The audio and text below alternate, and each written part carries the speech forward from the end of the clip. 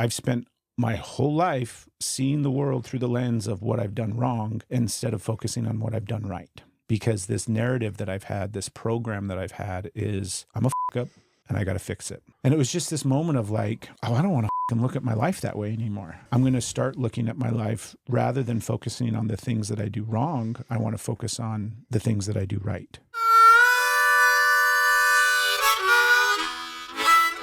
How you doing?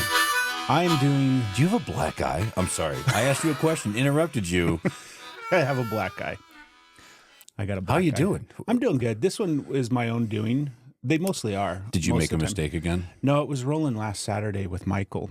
Oh. And I don't remember what I was trying to get him in, but it was some form of probably Kimura or something, or Americana from side mount. And it was that nice, like, strong tension. Yeah. And then because it just slipped. Like, he moved and adjusted and my hand slipped off and immediately came up and smacked myself in the face. You hit yourself? I hit myself. Yeah. Listen, we should talk about this, all right? Like, you're good at jiu-jitsu. You're good at it, man. You You don't don't have have to, to, yeah. right? It's going to be okay. I suck again. I hate myself. Right? Jiu-jitsu Tyler Durden, sucks. what are you doing? I didn't know if you had, like, I don't know, maybe caught a random, like a fly pickleball. Well, that happens. Yeah. That's what the last black eye I had was From straight up pickleball. from pickleball. In all honesty, do we need to, like, lock the door and have a conversation? Are you okay? Like, you know what's really funny? Before we push record, or not before we push record, but before we were recording this morning, we woke up and, because our wives obviously listen to the podcast, yes, right? yes. Which is cool. It's Which fun. is awesome. Thank you for the support. Yes, we love you. We love you both. You're Love you both. amazing. You're the amazing. And she was like, Ben needs to stop joking around that I'm beating you up. Not a chance. Listen, And sometimes it's like the the truth first hurts. 2 minutes of the podcast.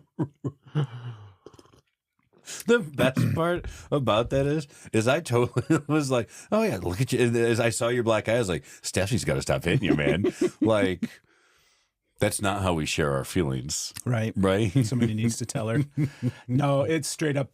This one I punched myself. I get them all the time. I mean, we get them. We're active people, right? Yeah, We do yeah. things. No, yeah. Well, I what mean, happens. it's one of those where you're like, I'm going to talk about jiu-jitsu, not paddle sports, but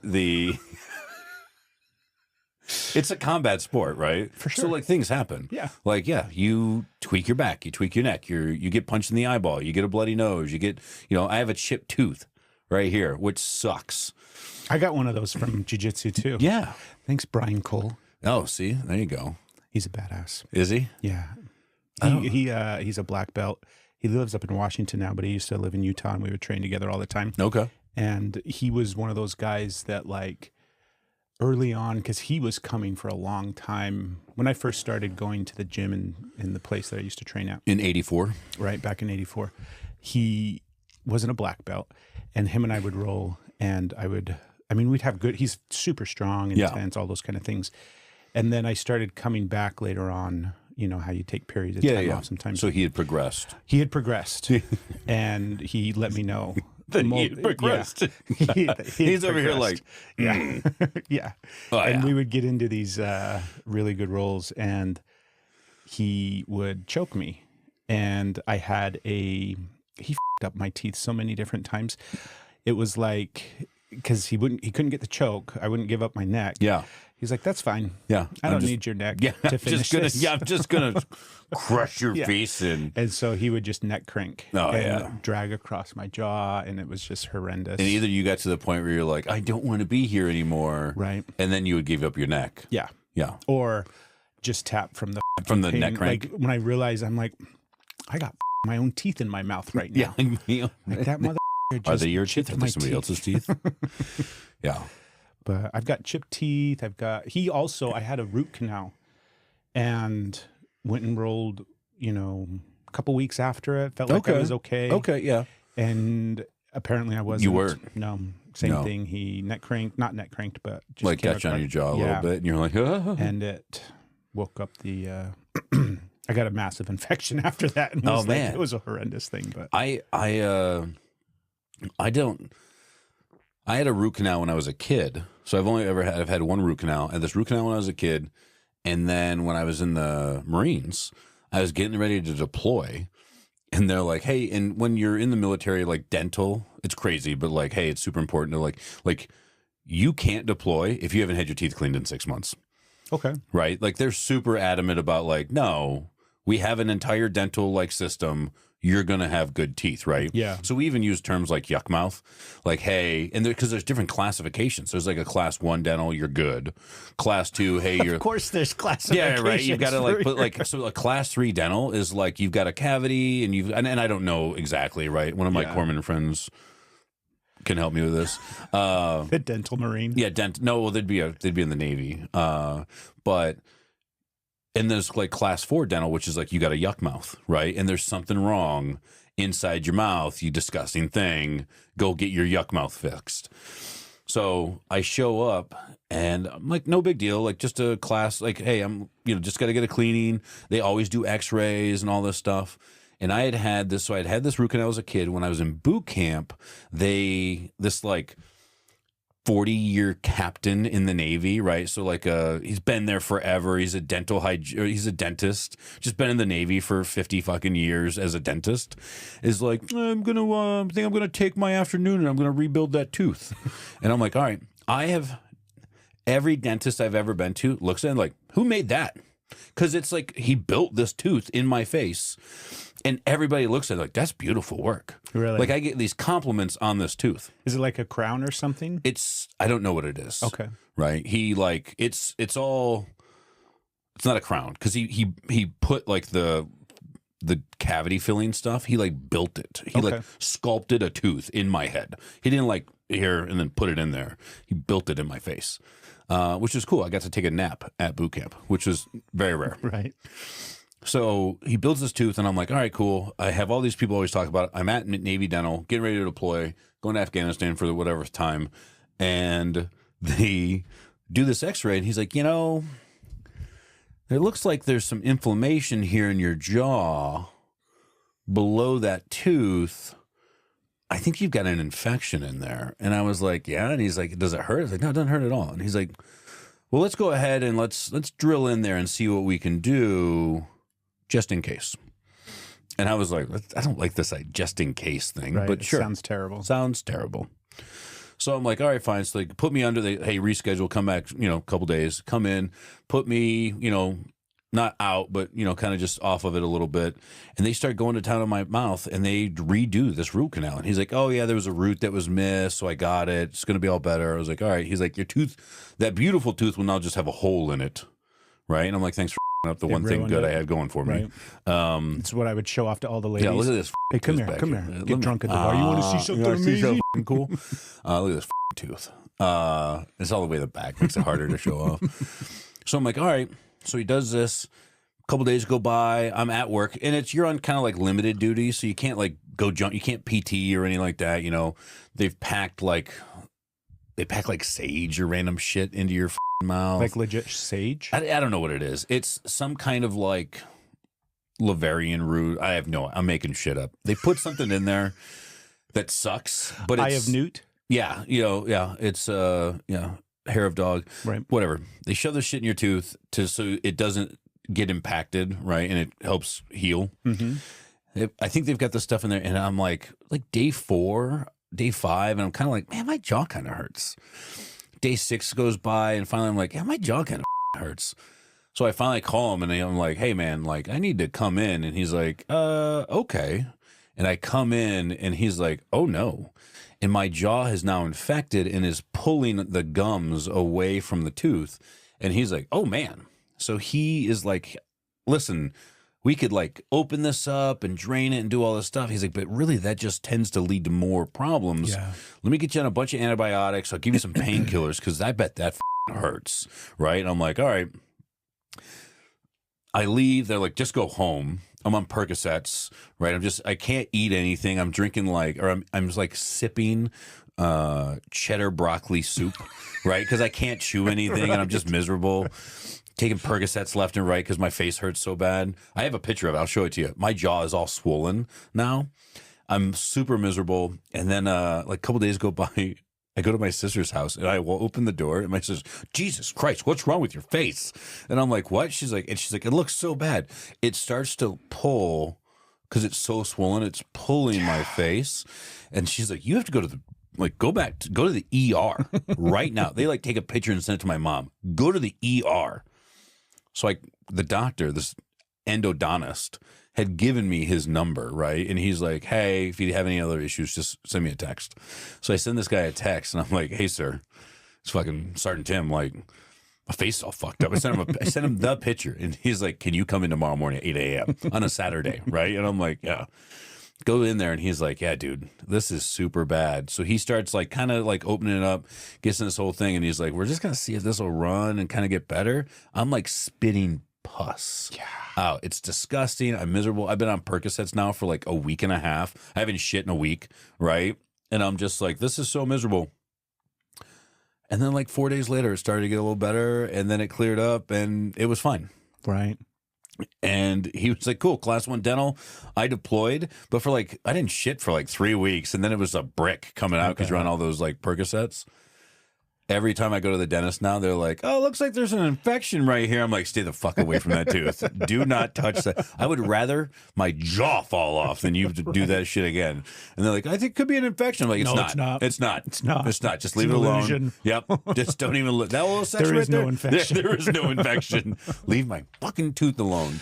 Yeah. I had the same thing happen to me not the exact same thing, but close enough. It was, I had a root canal, and then Brian Cole fucked it up for me. Fucking Brian because I didn't tap. And then I went on a trip. I went on this like horrendous travel trip because I used to set up sensory deprivation tanks. That was my gig, right? Yeah. Worked for this company called DreamPod, and I would travel around and set up these float tanks. And this one, I'm going to tell you this whole story. I'm ready. Did you ever watch Deadwood? Oh, yeah. Right. And Swearingen. Swedgen. Right. There was a cocksucker. Yes, San Francisco cocksucker. Yes, right. So this build was in San Francisco, and it was for a guy that I had already done an install. This was his second location. I think it was actually his third location for floating stuff. But the first one, it's not that it didn't go well, but it's a big installation. It's 6 pods. It's this huge facility. So you're not just putting one tank in. No. A lot of times it was just one. But you're putting 6 tanks in. This one was mega 6 tanks. pods. And it was in the Mission District of San Francisco, which, have you ever been to San Francisco before? I have been to San Francisco. I don't know the difference between the different districts. Yeah, and I don't know a lot. I just know that the area that I was in is San Francisco cocksucker. Well, it's probably the area that, no, that guy is San Francisco cocksucker. Okay. That's what Steph and I affectionately refer to him as because of this trip. Oh. And, but it's a horrendous part of San Francisco. It's where all the homeless people are. It's just a terrible place. Okay. And he put me up in a hostel. And so I'm staying in this hostel, which is like a small, tiny room with a sink, a bed, and a dresser. And then I think like a 20-inch, TV on top of the dresser that probably didn't work. Okay. And then I have to walk over to the spa, which is, 2 blocks away or whatever. That's not terrible, but it's just a horrendous place. You're in a hostel. Yeah, like it's not great. Yeah. And it's a hostel in the Mission District of San Francisco. So like you step outside the door and have to walk around feces and make sure it's just a terrible kind of environment. What happened was, and this is like a week-long trip because there's so many pods, right? So I've got a ton of work to do. And because of that tooth, which I didn't realize it, right? I'm rolling with Brian. Everything's going great. I feel a little pressure, like, oh, what happened? That was weird. I don't know. That felt weird. Maybe my jaw just popped or something, right? Because that shit happens in jiu-jitsu. Yeah. I was in San Francisco, and by like the second day, it starts to get infected. And by the third day, I have like 104 fever. Yeah. And it's totally doing that thing where it's like, I can't see anything. It hurts to move. Yeah. And I have no other options because I have to get this build done. So I'm like cramming Tylenol and ibuprofen back and forth every 2 hours, just trying to like keep it at bay. Yeah. And it's the worst pain. Like tooth pain is some of the worst pain that exists. Tooth pain and ear pain. Right. There's just there's nothing you can do about it. Yeah. And it was just horrible. It was like 3 or 4 days of me being in this fever stupor, going and putting together drain pods and float tanks and carrying being thousands of pounds of salt miserable. and working like 12 hours and then stumbling back to the hostel and falling asleep and it was just horrendous. But yeah, that's our dental stories for bravemendare. Right? Brush your teeth. Right? I haven't been to the dentist in probably 8 or 9 years. Really? Yeah, I can't remember the last time that I went. Maybe 6. I try to go. It's so funny. I mean, like, my dad had almost no teeth in his head. He had like the front ones, but none of the back teeth. They had all been like rotted and pulled out. He was the guy. He's like, nah, don't drill on me. Like, just pull that tooth out. So he had very little teeth. And like, we were talking about this actually last night at dinner. My mom, not that she did anything wrong, she didn't want me to eat a bunch of candy, right? She's like, no, because that was especially back then, like candy will rot your teeth and all this stuff, right? Back in the 80s.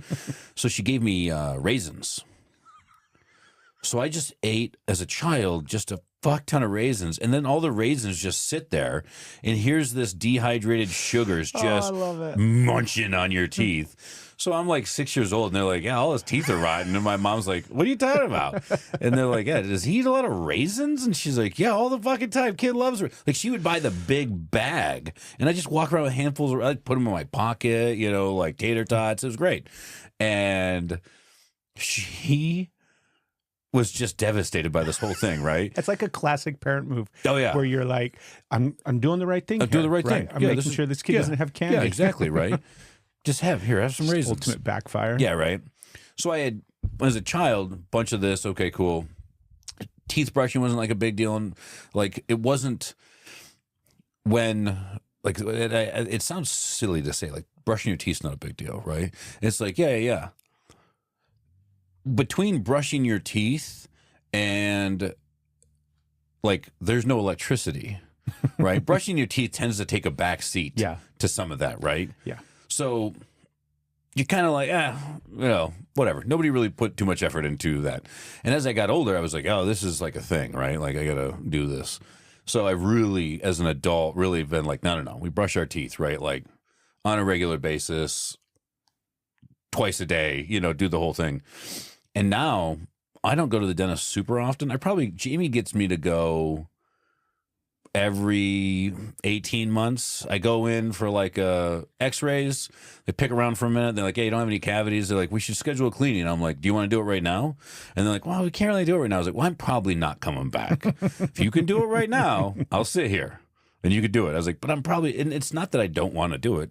I just busy. Yeah, it's so annoying. It really is. Yeah, I think the dentist is one of those things that we probably don't need dentists. I think if we ate less like processed foods and all that, yeah. If we were back, if you chewed on more bones, I bet your teeth would be stronger.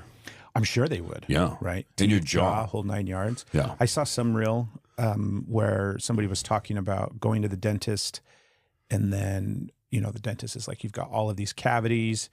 And then he goes to another dentist like 3 months later and gets a clean bill of health, like nothing's wrong. And nothing changed. Like, right? What's going on there? And, and it's just the whole thing where obviously there's some dentists out there that are totally, you know, you've got 6 cavities we've got to fill, and that's going to be $1,300. So I think that's cheap. Would you like us to put you on a payment plan? Right. Yeah. I think that's cheap. Dentists are fucking expensive. Yeah, it's so ridiculous. There was a while there, even when I didn't have dental insurance. Between when I got out, I had Marine Corps, or I had like VA dental, which is sketch at best, right? They're like, "Is your face falling apart?" And they're like, "Okay, we can get you an appointment. It'll be in 3 months."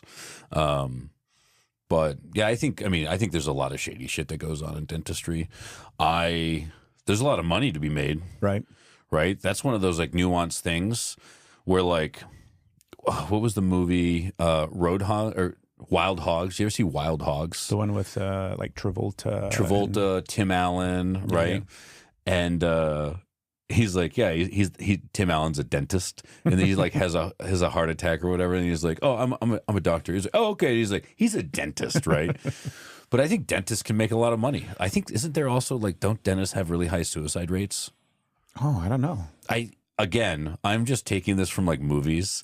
That's where all my information comes from. I think it was in the whole 9 yards with with Perry and Bruce Willis, right?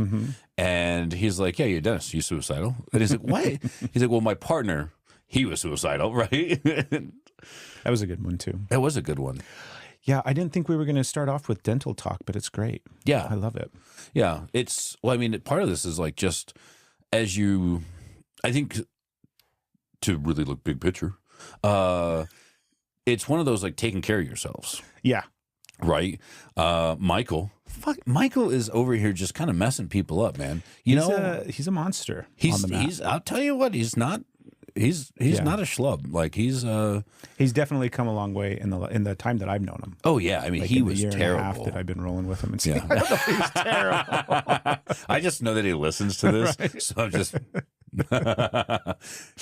he's not terrible. He's definitely good, and he's but I think on Saturday, we were rolling on Saturday, and his elbow came across and like hit my ear, and it did that like suction cup and then compressed, and I instantly was like, oh, I hate that. And I was like, man, I got home, I was like, man, I can't tell if like, did I perforate my eardrum a little bit? Did he like impact it with like earwax that was in there? Like, is there just sweat stuck in there? Do I have Michael sweat stuck in my ear? Like, I don't know what it is. I didn't do anything about it. I just waited. Have you ever done the earwax candles? I haven't done the candles. We have one of the like camera things. Oh, really? Yeah. So like I kept seeing them on there, and I was like, I don't know, let's give this a shot, right? Like, and I got kids, and it was like, let's see how gross these little fuckers are, right? Yeah, supposedly, like the whole thing with earwax is you're supposed. I mean, it's there for a reason. Right? It is there for a reason. It's not like clean that shit out. It's serving a purpose. 100, and your body will like if you don't use Q-tips, like your body will get rid of it, right? It'll like turn into a ball, and then it'll like fall out, or when you shower, like the water gets in there and just rinses it. Yeah, I think earwax is like it's the same as like nose hairs. Like there's a reason for them, right? I was pulling mine out the other day driving with my boy, and I'm sitting there plucking them out as we're driving, and he's like, dude, you got to get one of those things. And I'm like, I don't want to get rid of all of them. No. Just the ones that are hanging out. That, you know. That's totally, dude, that's a man thing. Do you get ear hair too? I don't get ear hair. Yeah. I don't think I do. I just have found out that I have back hair. Okay. Right? I didn't really know that I had back hair. Yeah, I don't know what's going on back there. I have no idea. I don't ever think about it. Could be a whole village back there. I don't know. Right? It could be a fucking bearskin rug back there. And no idea. But I just do that like driving, right? Or Jamie will be like, hey, you've got a nose hair hanging out. And you just grab them and you just like, yeah, and you rip them. And I think I just kind of got one. And then the eyes. The eyes. You're like, are you okay? I'm okay. I'm all right. I'm gonna be all right. It was a strong one. It's connected to my frontal lobe, but I'm gonna be all right. Just trying to lobotomize myself by pulling a hair out. But I think I mean, so like that's a man move right there, is doing that. But like, I don't pluck my eyebrows, right? And even like I randomly will have like the random one that's in the middle or whatever, and I'm like, I don't give a shit. And if I see it, I'll just be like, all right, yeah, rip that out. I don't remember the last time I did anything with my eyebrows. I can't remember the last time I did. I don't even know what my eyebrows look like. I mean, I think can you do your eyebrow? Can you? I can't. No, I can't do the. Not even one. No, like oh man, I can. No, it's not happening. So I can do. Yeah, you got the whole. I can't do that. Yeah. I used to pluck my eyebrows. I remember going through that phase like in high school where I was like not just the middle part, but trying to get, shaping. Yes. Yeah. Very much. Because they were very, I mean, at the time, I'm sure they looked totally fucking normal, right? Yeah. Well, you were probably younger. Yeah. And maybe a little less bushy. I don't know. It was pretty long back then. I was going to tell you, my hair has been this whole thing for me because a lot of what I'm going through right now in regards to like healing is not just inner child, but like inner teenager stuff. And so a lot of, like when we talked about Tombstone last week, right? That was a lot of 14-year-old Craig and time frame and teenage years. And so a ton of stuff that I'm processing right now is that time frame in my life. And I oftentimes forget because I don't think a lot about it. I've had my hair now for your whole life. Just throwing that out true. there. It's been about 43 years, I think I've had my hair. No, but this long hair version that it is now, I've had it for like 9-10 years. Okay. So I don't really think about. Probably didn't have long hair when you were in a cop. Right. You're right. I've seen pictures. You had like a buzzed head. Yes. Yeah, I would shave my head all the time. Yep. And then it was right before we got married. Steph and I got married in 2015. And it was a couple months before that I stopped shaving my head because I wanted to have a little bit of hair for the wedding.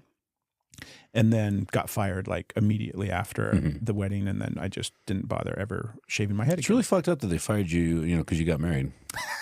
I can't believe them. It's Fuckers. ridiculous. We just want to pause real quick and thank you for tuning in and listening to Brave Men Dare. We'd like to ask you to do 3 simple things for us. First and foremost, just subscribe wherever you're listening, whether that's Apple Podcasts, Spotify, or any of the other places you can find podcasts. By subscribing, you're going to help the podcast reach more people. Also, feel free to rate the show.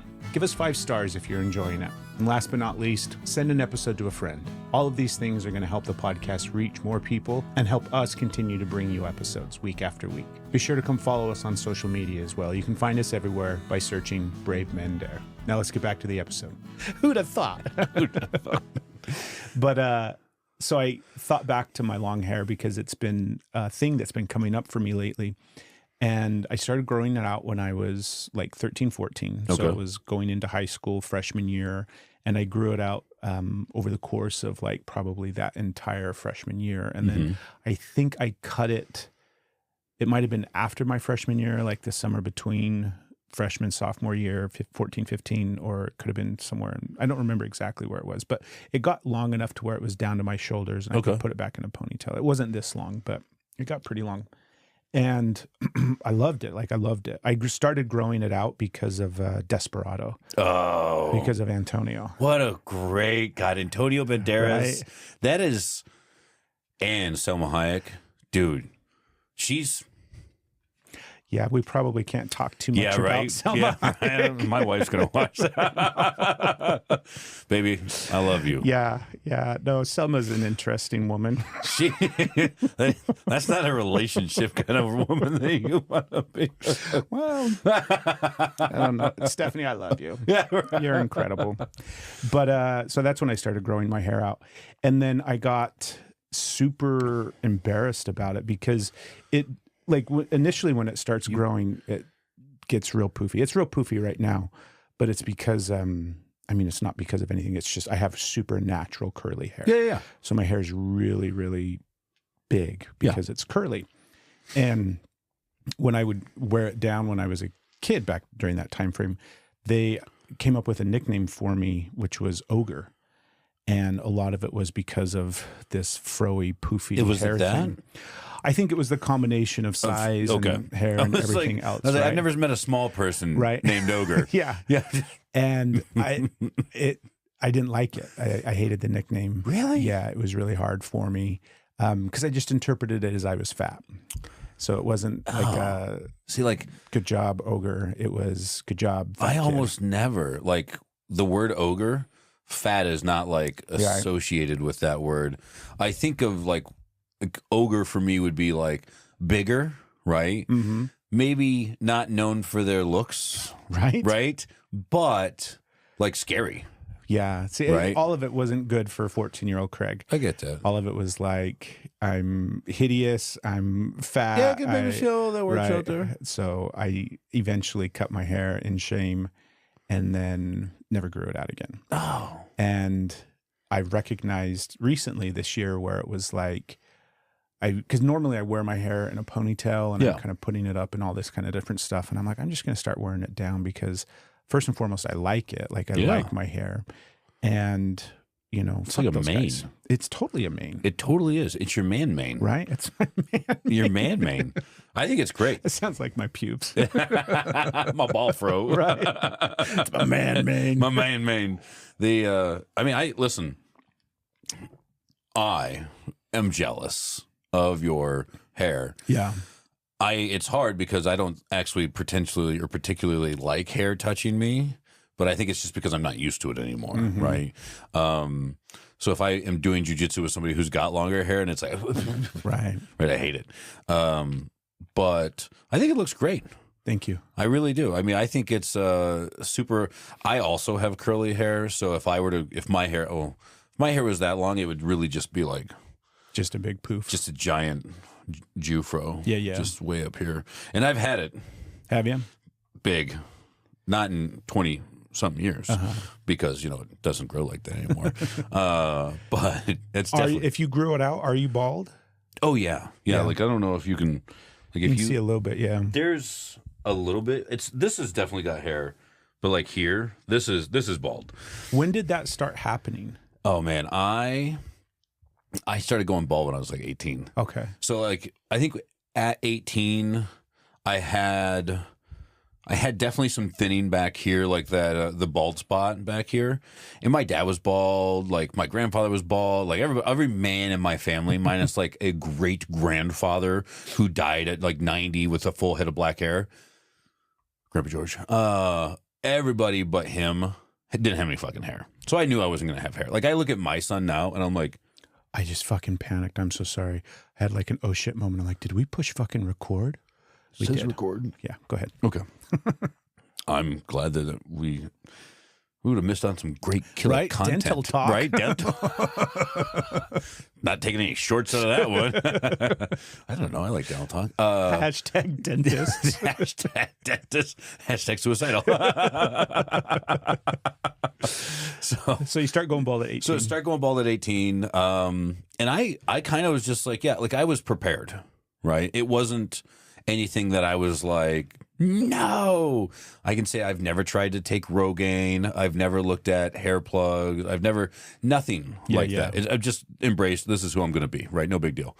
And it was funny because I started shaving my head. I started buzzing my head when I was like 18 and just kept doing that. And occasionally, like, I didn't care as much. It would get a little longer, like it'd get an inch or two long and then I'd buzz it again and just didn't really put too much effort into it. And then before I joined the Marine Corps, I was already buzzing my head on a pretty regular. Like I had a pair of clippers. I was whitewater raft guide, so I just buzzed my head, no big deal. And when I went to boot camp, like I showed up with a buzzed head, and they were like, "All right, they still cut your hair. Really? Doesn't fucking matter." And so they're like, "You sit," and it's a little different. Like it's funny to watch videos of different branches of service do their hair cutting, right? You like watch the Army and they like, you get the Marine Corps and they're just ripping, right? Like, oh, does that hurt? Stop squirming, right? Stop being a pussy, right? Just, and they're not Marines, do it. They're barbers, right? But they don't give a shit about you. You're not a real person. Yeah. So they still drag these clippers across my head and I'm just like, oh, God, that hurt. And because my, like, what are the widow's peaks? Okay. At that time were so, I mean, they're like up to here, right? They're in the top of my head. So because of that, in the Marine Corps, it's 13 weeks long for boot camp. They start letting you kind of grow your hair at like week 8 or 9 because they want you to have a high and tight, which is kind of the standard Marine Corps haircut. A little bit of hair on top, shaved heads on the side, real hard like line. They want you to have a high and tight for graduation. So I start growing my hair out and I hate it because it's like here and I have these like, my head looks like the resistance symbol, right? Because it like comes down, it like hooks out and then does this, right? Yeah. So to me, I'm like, this looks stupid. I have these like daggers that come off the side of my head right here. And it was right before like Family Day or something like that. And my Staff Sergeant Crum, who was my DI, he was my green belt. He just like he looks at me and he's like, "You look stupid." And I was like, yeah, this recruit does, And he's like, "I'm going to go into the hut for a minute. There's a pair of clippers over there if you want to take care of that." And I was like, all right. So I got to like cut my hair. Yeah, trim it all back down. And then for a while there, I tried to like, hey, maybe I just bring it higher. And that'll hide it. But then I basically just got it to a point where I had a mohawk, right? So I like 4 fingers wide or hand width, I think is like the regulation. So I basically like, that was how much hair was on the top of my head. I rocked that for like 6 months and people were like, no, that ain't going to cut it, man.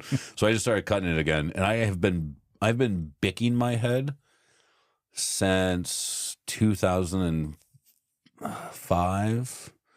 So almost 20 years I've been using a razor blade on my head, and it's just what it is. Doesn't bother me. Yeah. Now there's more. Jamie's super excited to see some gray come in. So she likes that. I don't know why. Yeah. Do you think if you grew it out, you'd have some gray up there? You definitely probably would. 100% have some gray up there. Yeah. There's been some definite times where I'm like not paying attention. When my neck was super messed up, I definitely I probably went like 3 weeks without cutting my hair, and there's definitely a bunch of gray up there. Yeah. It also accentuates how bald you are when you have hair and nothing up top, and you're like, oh, like it takes me 6 passes to shave the side of my head, and I do this in 1.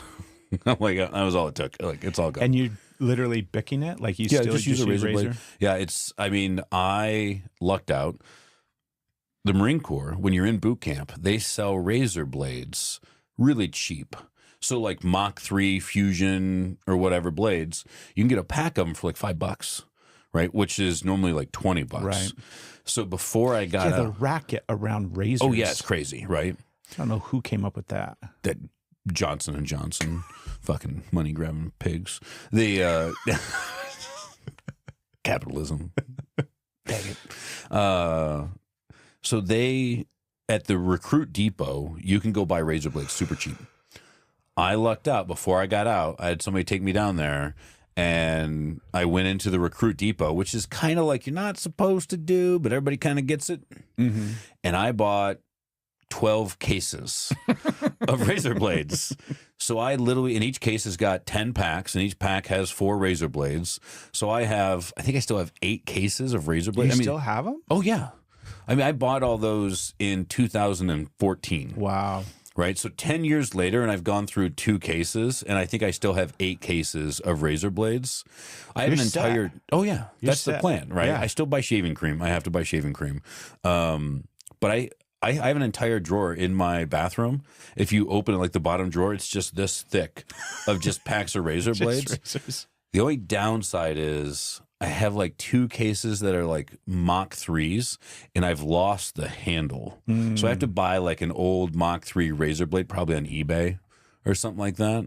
And hopefully it's not used. So you weren't thinking, like you should have at least, bought a couple of like handles. Yeah. No, I didn't think about that part. Fucking idiot. I know, fucking idiot. That's cool that you still have them though. Yeah, and I mean, so the funny part is, like when Jamie and I started dating, she like on more than one occasion, like, hey, you got any shampoo? Nope. I have a bar of soap. That's all I got. Right. Somebody's like, hey, do you know a good barber? Nope. Got a drawer full of razors. Yeah. And then I cut hair a little bit while I was in the Marine Corps. Nobody trusts me to cut their hair. I'm not bad. Like I can do a medium fade. Yeah. I haven't in 20 years, but I probably could. I used to shave mine. I didn't bick it. I would bick it sometimes, but that's so fucking time consuming unless you're routinely doing it. Yeah. Like I don't use a mirror. Yeah. I don't even close my eyes. Yeah. Just go. Do you do it in the shower? Yep.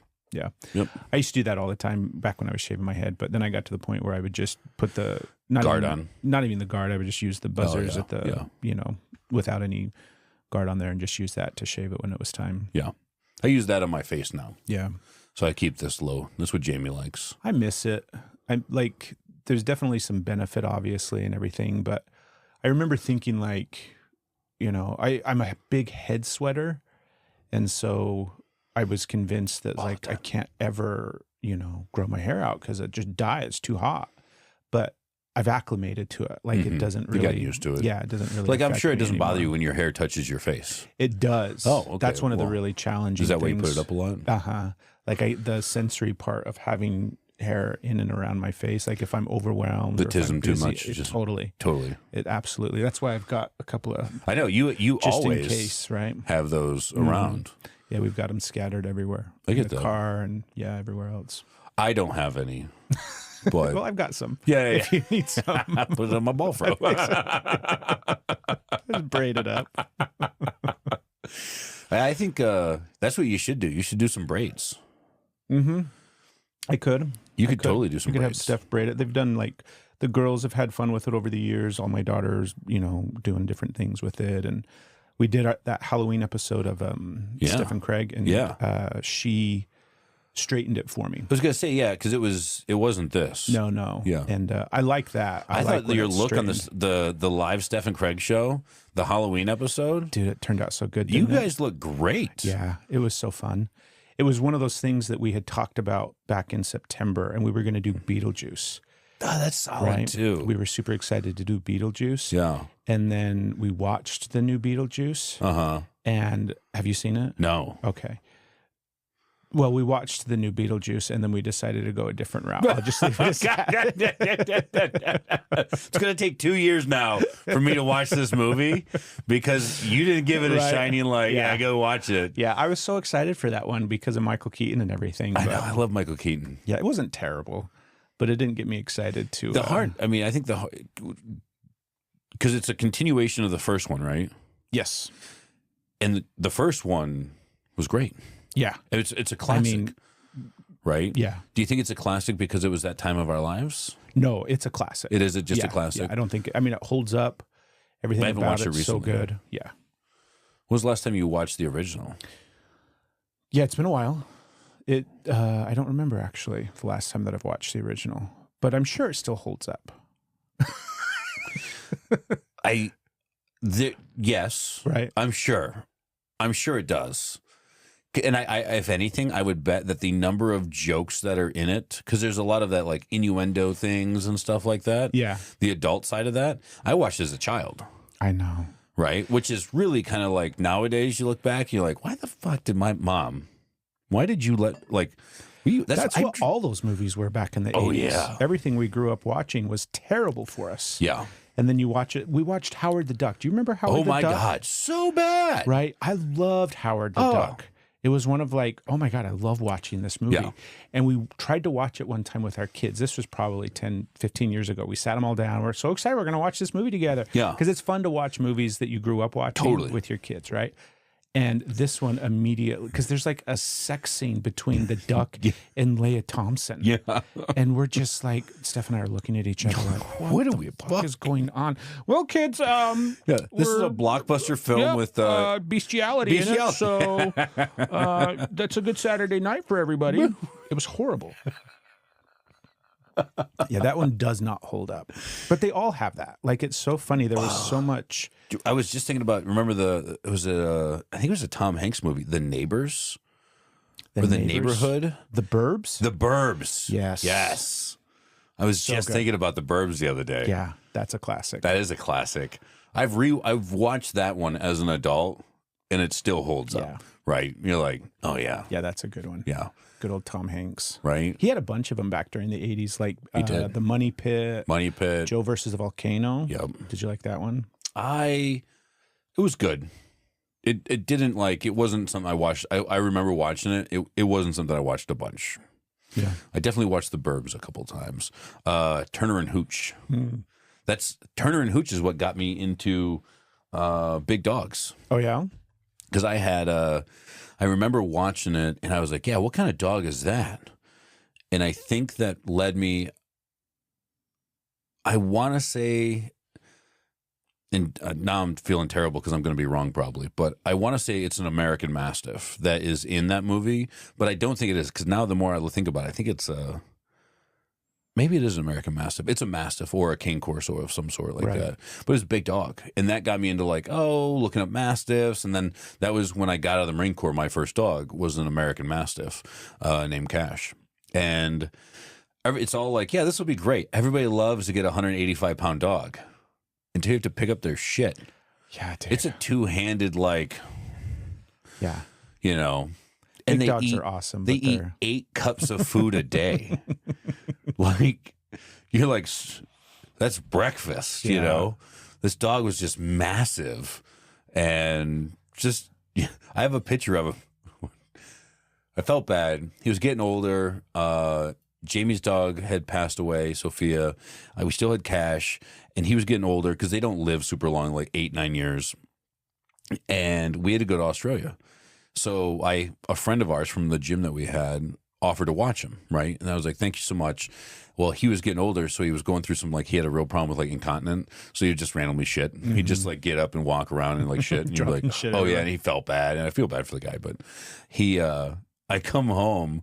We were up in this apartment, living in this apartment when we got back, and he had gotten in the garbage can, and his head got stuck in the lid of the garbage can. So I get home, and it's like a necklace on him, and he's just sitting there. He's like, "Oh, no, what happened, Dad?"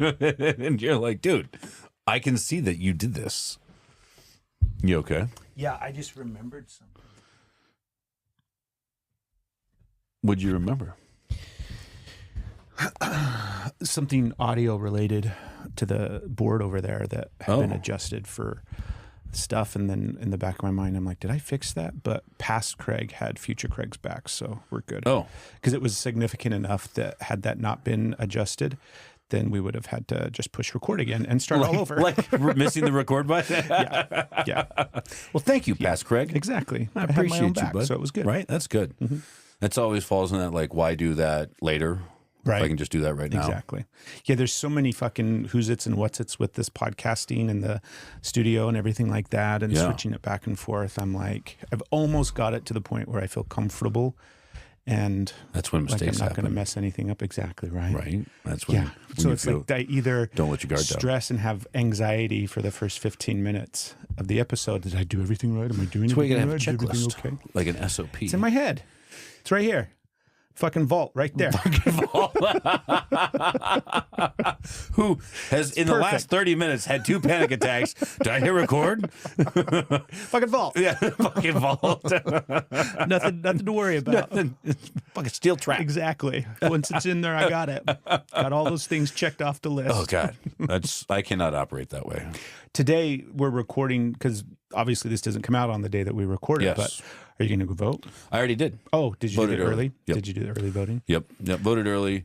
So it's funny because like when you vote early, you're kind of like, all right. You're like, yeah. Look. But it really, I don't want to say like I 100% everybody should vote. Right. I believe that it's your opportunity to help make a decision, steer America and all that stuff. So I think it's super, super important. But yeah, when you vote early, you're just kind of like, nah, I don't care anymore. Like my job here is done. Yeah. So now it's just sit back and wait. Right. It'll be interesting. It's going to be interesting. It's going to be interesting. That's for sure. I think the 2025 season of America is going to be one of the best ones yet. Yeah. It's going to be exciting. It's going to be, I mean, it's super entertaining to me to see some of the things they talk about, like every year, like, oh, voter turnout is going up. I'm like, well, there's more fucking people. Yeah. Right? People are living longer. People are more informed. I don't know if I'd go with more informed, right?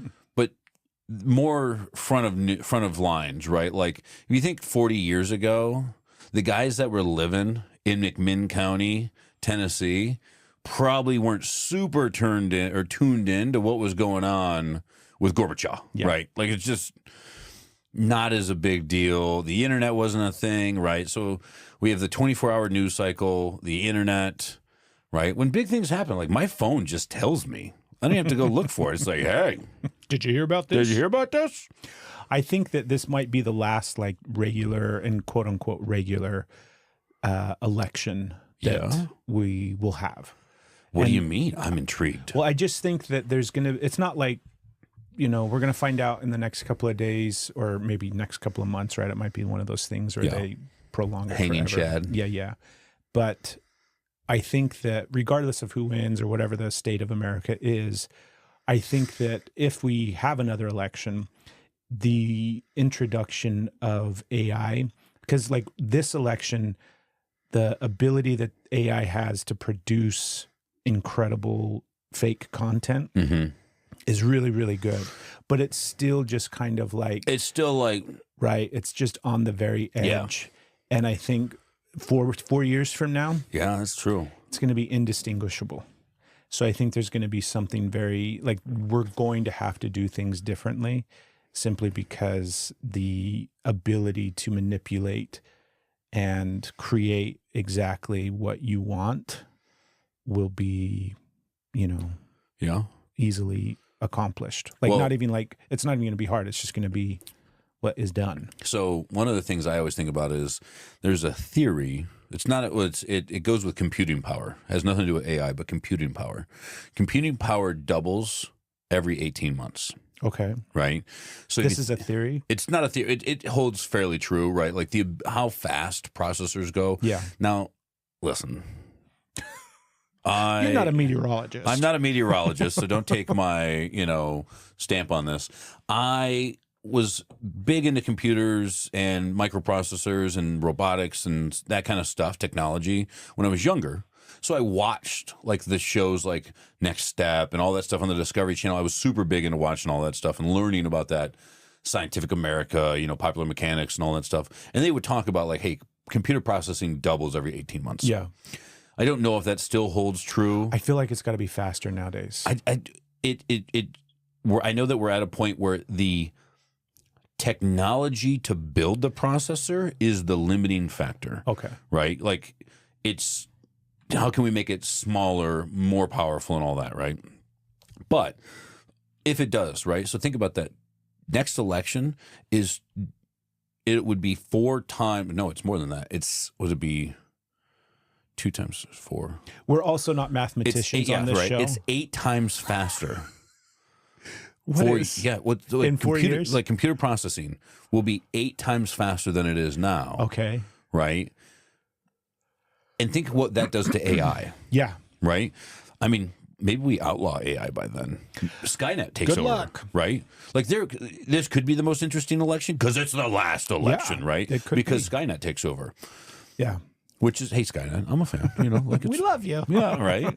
Please don't kill me. Very nice. Very nice. Just at the same time, to go along with technology is absolutely stupid, right? As much as we're like, oh, this thing can write a masterful orchestra, symphony, whatever, like it can do that. Cool. Have you heard the story of like DARPA tried to create a computer that would recognize enemies? And so DARPA, I don't know what that stands for, but big defense thing. I'm familiar with them. So they were like, all right, cool. So they built this robot. They're like, all right. And they put it in the middle of the field. And they're like, yeah, if anybody comes close to it, it recognizes them and it can instantly like, hey, there's a threat. And they're like, all right. So they're like, hey, can we test it? So the story goes that they were like, hey, they got a bunch of Marines together and they're like, try and defeat this, right? So like a guy did somersaults. He just got on the ground and did somersaults and the camera was like, I don't know what the fuck's going on. I don't know. And they got all the way there. Somebody put a box on, and just walked right up to the camera, right? And the camera was like, I don't know, man. There's no people there. I keep looking. I don't see any people, right?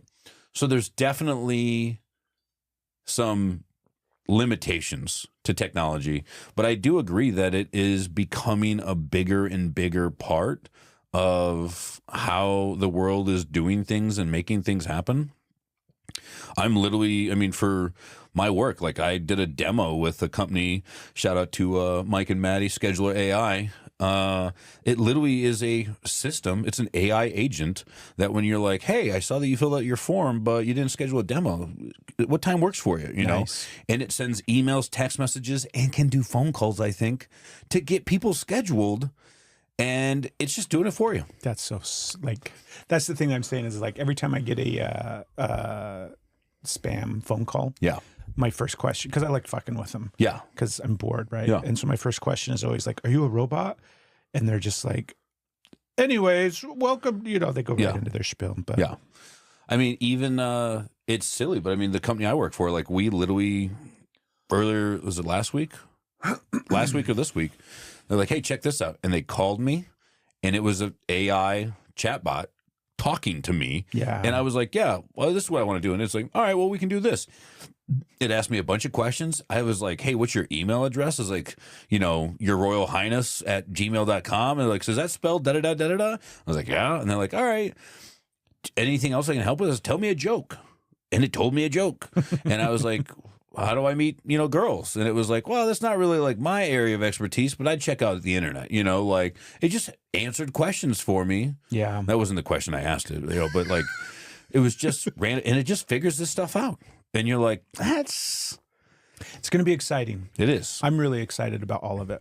I really think that it is a clear sign that we are, in fact, in the matrix. Because the ability for us to create reality now that is indiscernible between reality, right? I mean, have you used any of those, like the meta goggles or anything like that? I've done what's the Facebook one? Oculus? Yes. I've done that. I played with that a little bit. Yeah. But other than that, how long ago? It was this year. Okay. Yeah. I put one on like 3 years ago. And it was like, all right, I got a sweat going because I was playing some fucking lightsaber game or something. I'm really interested. Whatever, is it the meta ones now? I see the ads were like, hey, watch a movie while you're on your flight. Yes. And it's this giant, like, full-in thing. And I'm kind of like, I get on airplanes a lot. Yeah. It would be great for flights. Right? To just be able to throw that on and enjoy whatever you want in there. And doesn't Ray-Ban, don't they have got glasses now? I don't know. I know that Facebook's doing a lot, or Meta's doing a lot with, I think it is Ray-Ban, where they've got do the we glasses. have to call them Meta? Can we call it Facebook still? No, I don't think we can. Zuck's going to get mad at you. He's going to show up. Watch out, man. He does jujitsu. jujitsu. Pop up on the TV. He does, man. Have you seen him? I have seen him. He's getting a little thick. Right. Yeah. Getting a little big. I'd like to roll with him. It'd be fun. I'd totally roll with Zucks. I'd be like, yeah, dude. Right? Yeah. I'm going to show you. Talk about banning my content, motherfucker. Threads. Stop. I'm not downloading the fucking Threads thing, all right? Hey, we're blowing up on Threads. Are we? I don't know. No, we're not on Threads. Jamie got all mad at me because she's like, I sent you a bunch of things on TikTok. And I was like, oh. Cool. Yeah, it's just like, you ever Nope. Yeah. I'm real bad about getting on TikTok. So I have this new epiphany that I had last night that I want to talk to you about. Okay. And it's this, initially, like, stick with me because it's going to be one of those things that is obvious. It's a very common thing that people realize, that people talk about. Mm-hmm. Like, you know how sometimes you'll have something that you hear a lot, and then suddenly you hear it in such a way at a time in your life where it just lands differently, and you're like, oh my gosh. Okay. So I had one of those moments last night. Okay. I was standing there pissing, and yes, I'm high, but that doesn't, like, negating. I've stopped. I'm just painting the scene for you. I appreciate it. Right? I'm super glad to know that while you were thinking about this, yes, dick in hand, standing there, doing things, and just contemplating life, as one does. As one does when they're. And I was sitting there thinking about how because I was replaying the day in my head. It was before bed, so I'm getting ready to go to bed, and I'm taking my nightly piss, and I'm thinking back over the day, and I'm thinking about all the things that I did wrong. And I was thinking about how I needed, I wish I would have done this differently, or I need to fix that, or I need to change this, or I need to improve that. It's just a sudden moment of awareness where I recognized that, like, my default mode is to analyze everything through the perspective of, where did I mess up so that I can fix it? Mm-hmm. How did I make a mistake so that I can fix it? What am I doing wrong so that I can change and do it right? Okay. So that's the awareness that I have in the moment. Okay. And I get, like, recognition of my entire life of kind of viewing the world through that perspective and right through and that wrong. lens. That what have I done wrong? Now I need to fix it. Okay. Right. And it was like, I've spent my whole life seeing the world through the lens of what I've done wrong instead of focusing on what I've done right. And I was like, that's pretty significant, because I don't often focus on what I've done right. Mm-hmm. I don't often talk about what I've done right. I don't think about it. I don't share it. I don't even look at it, because I'm too busy looking at all the things that I've done wrong. Because this narrative that I've had, this program that I've had is, I'm a fuck up and I got to fix it. I'm, a mess and I have to fix it. Mm-hmm. All these narratives that I have about myself come from that perspective, that I'm simply making mistakes and I'm a fuck up and I'm this thing that, I'm just not doing things the right way and I have to fix it in order to do life, be loved, better, whatever, right? All of those things. And it was just this moment of like, oh, I don't want to fucking look at my life that way anymore. Mm-hmm. I'm going to start looking at my life rather than focusing on the things that I do wrong. I want to focus on the things that I do right, and just start trying to see the world through that lens of this is what I do right. This is what I did right. This is what I did right. This is what I did right. And then my brain is like in the corner being like, well, what about what you did wrong? Don't forget that. And I'm like, I'm not looking at those things. I spent more than enough time looking at what I've done wrong in my life. I don't need to look at them anymore. Mm-hmm. So I've got a whole new like shift. I'm just going to start looking at everything that I'm doing right. And I'm going to start looking for things that I've done right and replaying my day and seeing all the things that I've done right and looking back over the course of my life. Because if we reflect back, we talk a lot about stuff on this podcast of like our past and things that we've experienced and our, you know, all of this kind of stuff. And I'm like, I can do that till the cows come home. Yep. Right. But can I look back and see all the things that I've done right up until this point in my life, all the ways that I got it right, all the ways that I succeeded, all the ways that I won, all the ways that I did good things in the course of my life, not just a highlight reel of all the bad shit that I've done. So it feels really significant to me because it feels like a literal, like not just a perspective shift, but it's a paradigm shift. It's like, like it feels like I saw behind the curtain and I was like, oh, that's a fucking program that I've had for the past 40 fucking years. And it's bullshit. Like I don't your own code. Exactly. That's what it feels like. So I wanted to see if it was something that you could relate to, if it was something that you've ever thought about. And then the first question is, do you feel like you see the world that way as well, where you're kind of looking at it through the lens of, okay, what did I do? What did I do right? What did I do wrong? Mm-hmm. I definitely, it's hard. That's a really like solid, like kind of like way to analyze your perspective on things. I think as personally, and I think as men kind of in general, we tend not to think too much about the good. Right? We are like, I went through my entire day and did everything that I was supposed to do and got all that stuff right. I fucked that up and I'm really like, I'm dwelling on that. Yeah. Right? Because I think part of that's like, because we want to be better. We tend to, and I don't want to say focus on the bad, but it's an opportunity for us to learn, right? So like as I think about this whole idea, it's probably, and I know that like for me, I don't ever talk about like some of the good stuff that I've done, right? Jamie does a great job of reminding me of the things that I have done that are good and great and well intended and all that stuff. She does a really good job of like she's a real great hype man. Yeah. But I definitely have a tendency to be more, what would be the word, critical. Yes. Of like what did I screw up this morning? Did I raise my voice too quickly to my son? Did I not tell Jamie how I was thinking about something or whatever, right? Yeah. So I definitely get that. I guess I think it's good, and here's my kind of like feedback on this. If we naturally focus on all the bad and none of the good, and we shift to all of the good, I'm only going to focus on the things that I did great, right? Like I drove to the gas station. I didn't wreck it. Good job, right? I haven't started using cocaine before noon today. Self high five. Nailed it. Right? Nailed it. I am on top of the fucking world.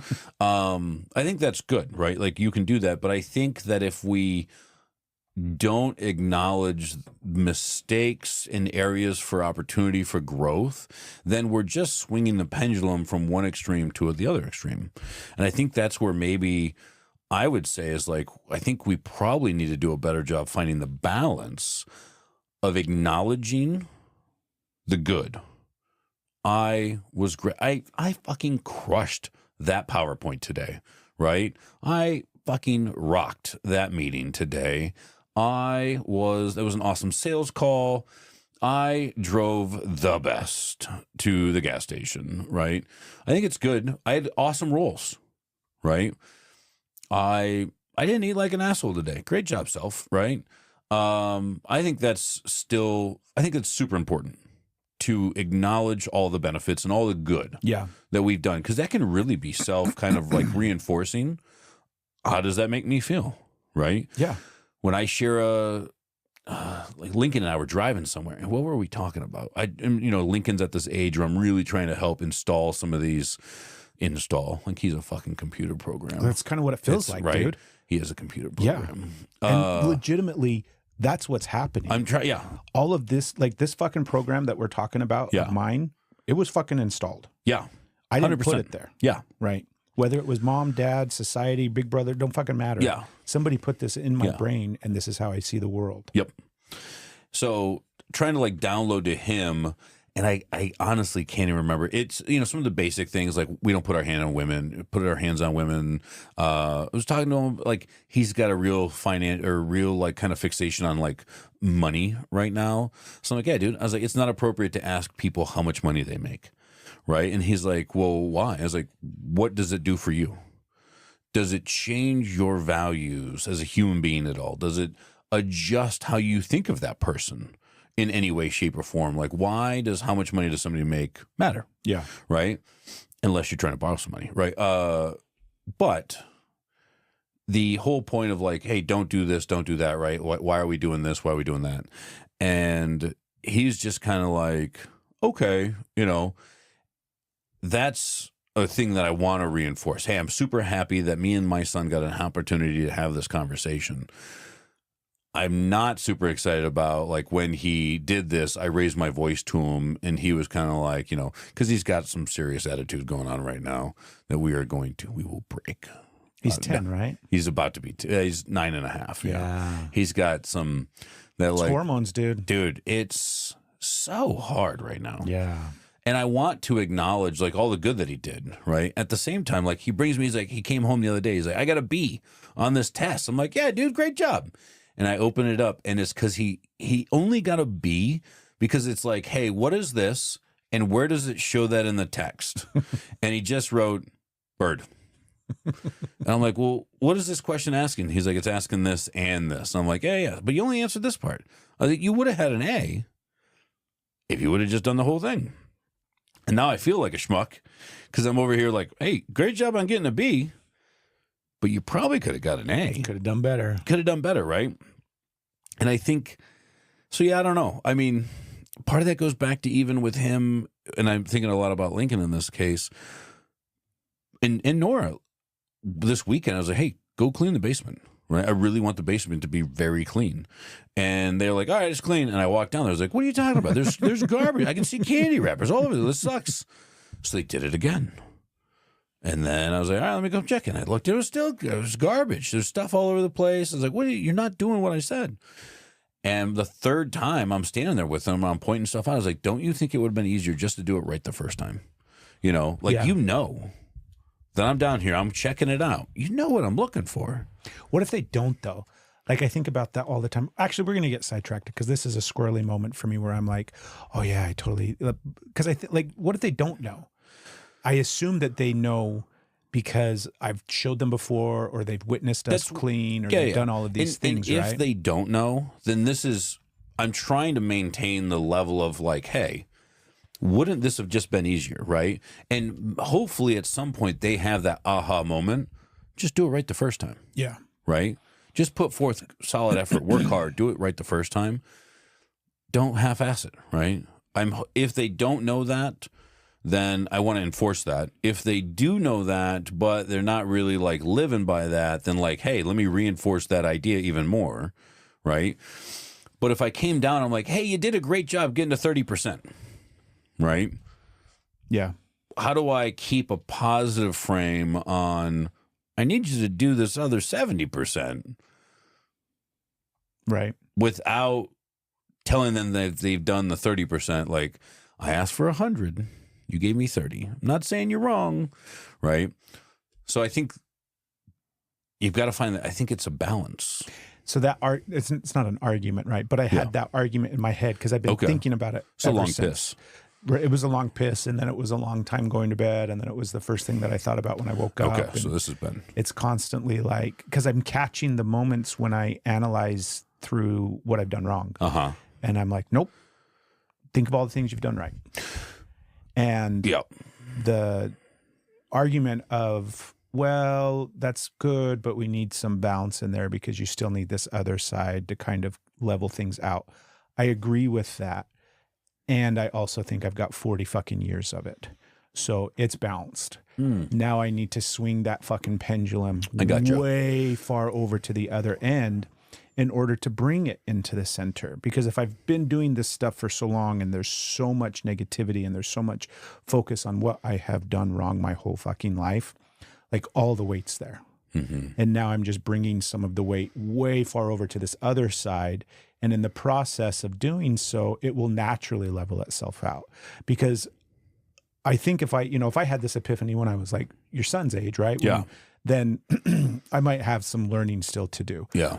I am confident enough in my abilities as a man that if I fuck up in the moment, I remedy it. When I make mistakes now, I fix them. Yep. And so I don't have to be so hyper vigilant about not making mistakes or not messing up, because I know that if I do, I fix them. It's not a big deal. I'm not in trouble. Life isn't over. I'm not making the kind of mistakes that would kind of like necessarily ruin my life. And so I'm just going all in with it. I'm not going to worry about trying to level it back out and it's all positive. Everything's fucking positive for Craig this point, like moving forward, because I just want to start seeing all the things that I'm doing right. Which is a ton. Yeah. I think you're doing a ton of things great. Letting your hair down, right? Step one. Yeah. Right? You did the live Steph and Craig show. Yes. Right? Totally fucking positive, right? Yesterday, right? Having a rough day, right? You gave me a call. Yeah. Right? That's a super positive fucking thing, right? You were thinking about me while you were pissing last night. No, I mean, I totally get that, right? What was interesting when I started to talk to Steph about it and share it with her, it was the uncomfortableness that comes up when it's one thing for me to think through these positive things that I've done. It's another thing for me to articulate them out loud. And then it's like, it just is another layer of uncomfortableness to hear other people, like you just rattled off a handful of things. That's really hard for me to sit in and be in and absorb positive feedback, right? When people say positive things to me and I hear positive feedback, it's like deflecting it. I'm like, thank you, that's awesome, appreciate it, but I'm not letting any of it land on me. And that I'm like, oh, I have to fix that too, because I need to be able to just not just take positive feedback, take all of that kind of praise and love and acknowledgement for things that I've done, but I want to be able to like legitimately feel it. I want to actually be able to absorb it. I actually want to be able to hear it. And I think the only way that I'm going to be able to do that is if I start doing it myself. Yeah. Right. I think that part right there is super powerful. Yeah. Because I deflect compliments on the regular. Right. Right. And part of that can be, there's a difference in trying to be humble about things, right? If somebody's like, "Hey Ben, you're really strong," right? I'm like, "Yeah, like I've been working on this for so I'm trying to downplay." Like somebody's like, "Oh, you're real strong." I'm like, "Oh, I've been at this for almost 30 years." Yeah. Right? Like if I wasn't, there'd be a problem. Right? So it is a deflection. It's because I'm really turning the volume down on that compliment, right? Why do you think that is? I think that I'm guessing really part of that falls into, if somebody looks at me in this example, like, yeah, you're really strong. I feel like that puts me up here, and I don't want to be up here, right? I don't want to be above the crowd in this. I want to, no. You could do that too, just like, I've just been working on it for a long time, and so I bring that down.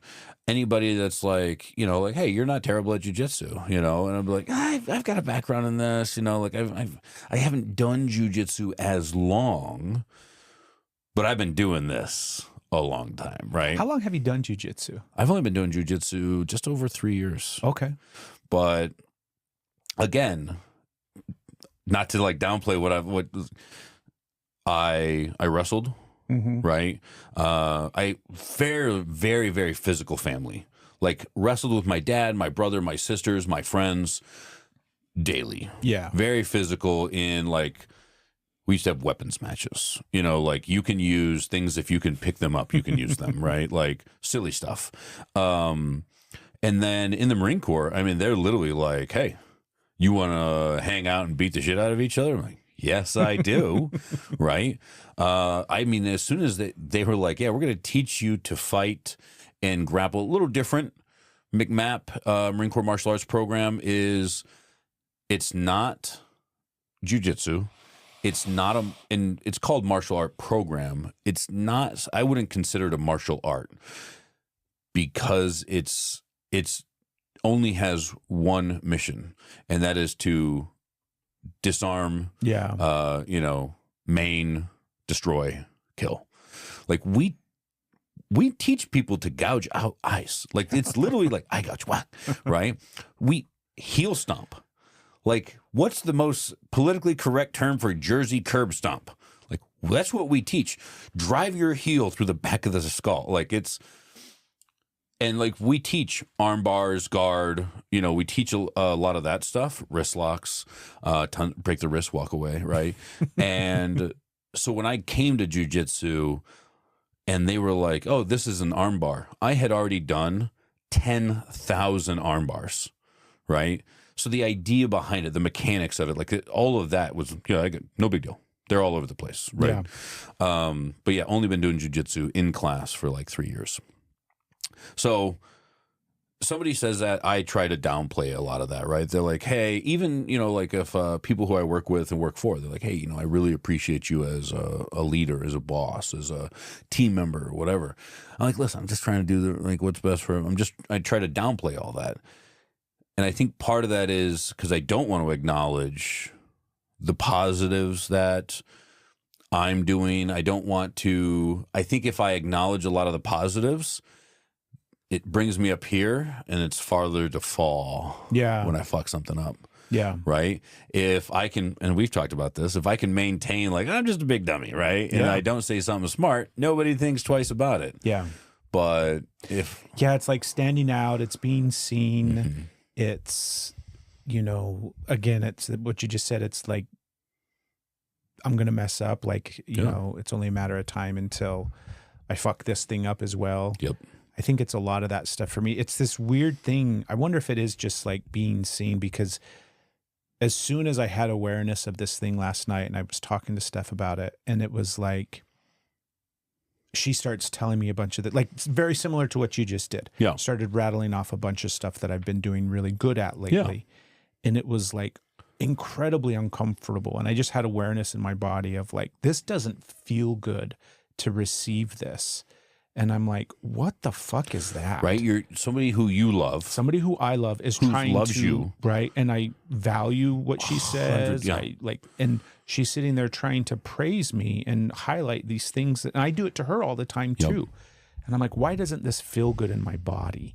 Right. And I think it is tied back to like safety, where it's not safe to be seen like that. Like you definitely stand out apart from the crowd. And then there's some other part of it where it's like, there's also an aspect of it where like it's boastful, it's conceited, it's cocky. It's this whole, I have this judgment around, you know, people that talk about themselves in a positive light. Yeah. And I don't want to be that guy. And I'm like, all of this, like it's so fresh and new for me, because it's, again, this just happened last night. Yeah. But it's like trying to really unpack the story around all of this stuff, because I could feel the discomfort in my body. And it's like, I've got to fix this. I want to fix it. I want to change it.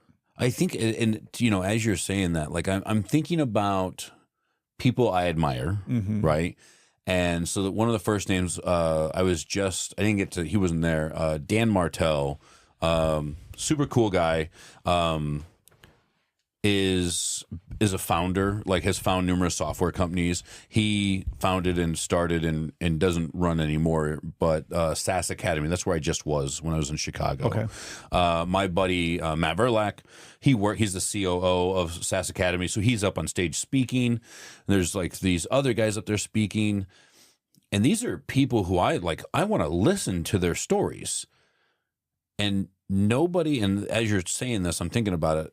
Nobody who's a speaker, a motivational kind of person, nobody gets up and talks about how great they are, right? So like if you were at a conference and somebody got up and they're like, "I'm the best at this. I'm the best at this. Right. I crush this. I am really good at all these things." You're kind of like, yeah, I don't want to talk to that guy. Yeah. It's kind of like what Trump does. Yeah. He totally gets up there. He just talks about, "I'm the fucking greatest." Right. "I'm the fucking greatest," right? I can't do a Trump impression. It's a pretty good one. Yeah, it was the hands, but they're the best. Tell me they're the best. Yeah, that's the program I think society has is that guy's an asshole. Like that guy that sits and talks about how Because he great just he talks is about all how the great he time. is. Yeah. Mm-hmm. So even think about, any of the people who get up who really share like powerful, any TED Talk. No TED Talk starts with like, so I sitting there with it all figured out. Right. Right? They're talking about, I have this massive fucking problem and here's exactly how it correlates into my life and how I'm stuck and I can't do this and I suck. And here's how I fixed it. Right. Right. And I don't know, is that part of how we communicate as humans and we tell stories? Right? Because like there is no original story anymore, right? There's the exact same things. There's a problem, right? There's a hero, a problem, this whole like third act. Yeah, all this shit, right? We say that. I don't actually know what any of those things are. We both We watched a movie totally once. watched it, yeah. Like the third act. I don't know what the fuck a third act is. Beginning, middle, and end. You know. With the fucking anti-hero Antagonists, protagonists. Protagonist and antagonist. Right? Fucking dentists. Yeah, suicidal. But I think that part of this whole idea of like, we as men, as humans, like we don't want to focus on the good things because then I'm cocky. And we think about people who have done that, right? If Tony Hawk was ever out there and he's like, "I'm the greatest fucking skateboarder there ever was," he wouldn't have a fucking game. Nobody fucking care about him, right? And I think there's definitely a difference when you can ride that line. Like Conor McGregor, right? He's definitely like, "I'm the fucking greatest," right? Floyd Mayweather. You're like, people watch Floyd Mayweather fights not to see him win. Yeah. They're waiting to see him lose. They want to see Floyd Mayweather lose. Yeah. Because he's so up there. So really, to your point, if I got out and I was like, "I'm the fucking strongest person you ever fucking met. I'm the best fucking person at jiu-jitsu. I'm the smartest fucking guy. I'm the best fucking leader. I do all these fucking things. You want me to fail." So if I don't, and I start with all these like, "I'm not great at this stuff," then you're in my corner. Hey, do a good job. Yeah. Right? And maybe, I don't know how any of that connects. What if that's like, because trying to pick this apart as we're talking through it. Yeah. And that, what you just got done saying, like, you're in my corner, right? What if that's like another aspect of like the victim mentality of getting people to root for you, to pour you for you. Right. I don't think any of this is like right or wrong or anything like that. It's just really trying to understand this thing, because like the simplified awareness of like, I view everything through a lens of I'm a fuck up. Instead of viewing everything through the lens of what I've done right. Yeah. Right. And there's just, truth be told, there's far more things throughout my day that I've accomplished and done right than I've done wrong. Right. Right. I might have one or two things that I kind of messed up on in a day or something like that. Any given day, it might be bigger mistakes, little mistakes, whatever, but they're pretty few and far in between. And at this phase of life, I'm kind of nailing a lot of things. I'm doing really well at all the things that I'm doing. But I never look at them. I never acknowledge them. I avoid them when people talk about them or highlight them. And instead, I'm constantly just pointing out all the things that I'm doing wrong and looking at all the things that I'm doing wrong because I need to be a better person. And this, like, I can feel the dance back and forth between, like, that is such a, like, a mode of operations. That's just the way that I have moved through life, is with that thought process, is I'm a fuck up and I have to be better. Yeah. And I'm just like, it's draining. Well, I think if you can put down the I'm a fuck up and you can just, you know, one of the things that my team does that I work with, we send an email on Friday, and we super basic email. It's kind of expected everybody. It's highlights, lowlights, opportunities, travel, shout outs, right? What are the things that went great for me this week, right? And then we call it highlights and lowlights. I like highlights, lowlights / opportunities, because just talking about something that sucked is just complaining. It's just whining. It's like a rocking chair. It gives you something to do, but it doesn't get you anywhere. Van Wilder. I love that quote.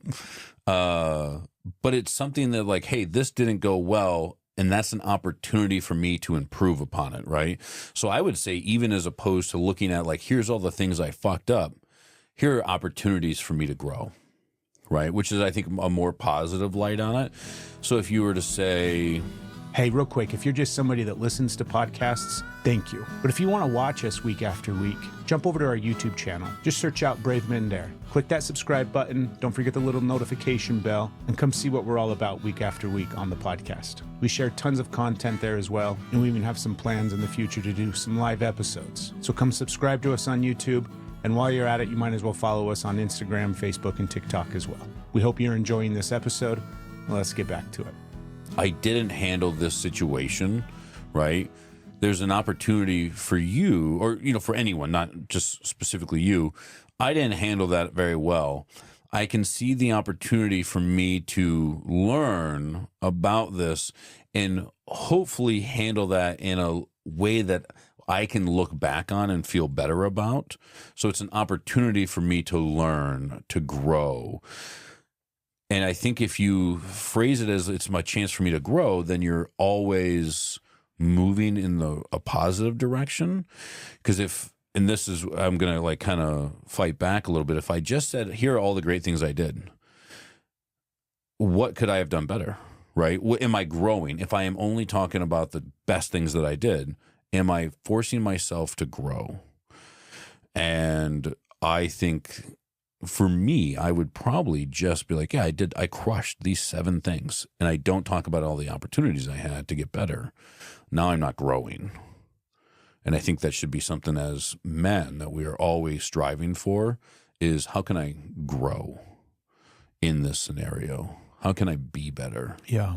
Not to say, not that there's a flip to the coin or a flip side of the coin. I'm trying to be better because I'm not good.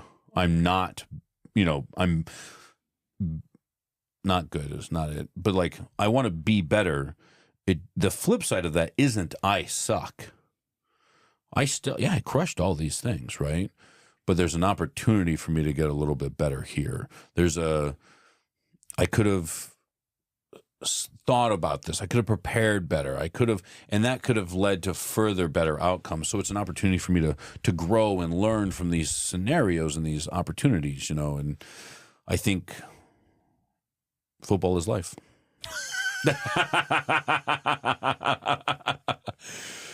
What is something that you have accomplished in the last, few days, few weeks that you're proud of? I've been putting off a project. I have really I've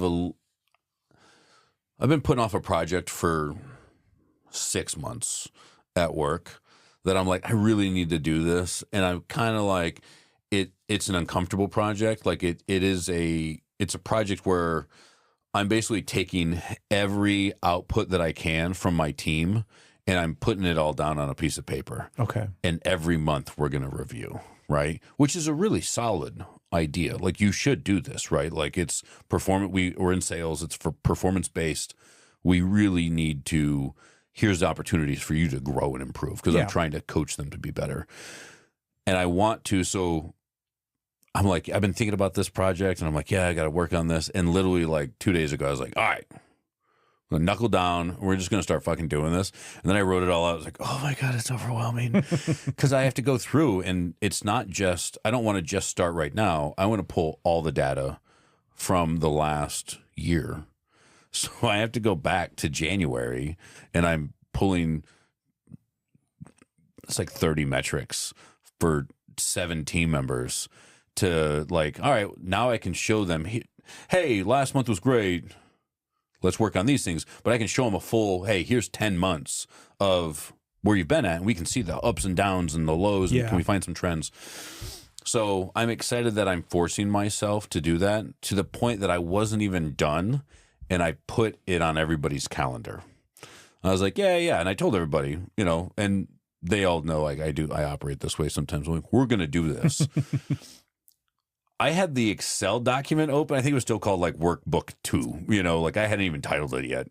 And I'm just going to put this on everybody's calendar for Wednesday. So I'm like, cool. You have 72 hours to get this done. Yeah. Right. Which is good because I'm not kicking the can down the road and be like, oh, it's too much work for me to start. I have to sit down and do it. So it has to get done. So I'm excited about that. 75 hard. Pretty happy with the way I'm going on 75 hard. Yeah. How is that going? Is this going well, right? You feel like you're... Yesterday was day 25, so 33.3333% done. So day is 30 or 26, so over a third of the way done. Are you feeling are you feeling how you would expect yourself to be feeling? Yeah, I mean, there's definitely, I've had a couple days where I'm like, I am fucking tired. Yeah. You know, Jamie, my wonderful wife, who's super fucking smart, like, Sunday watching the football game, right? She go Lions. Go Lions. That's right. Go Lions. Oh, get the hat and fucking go Lions.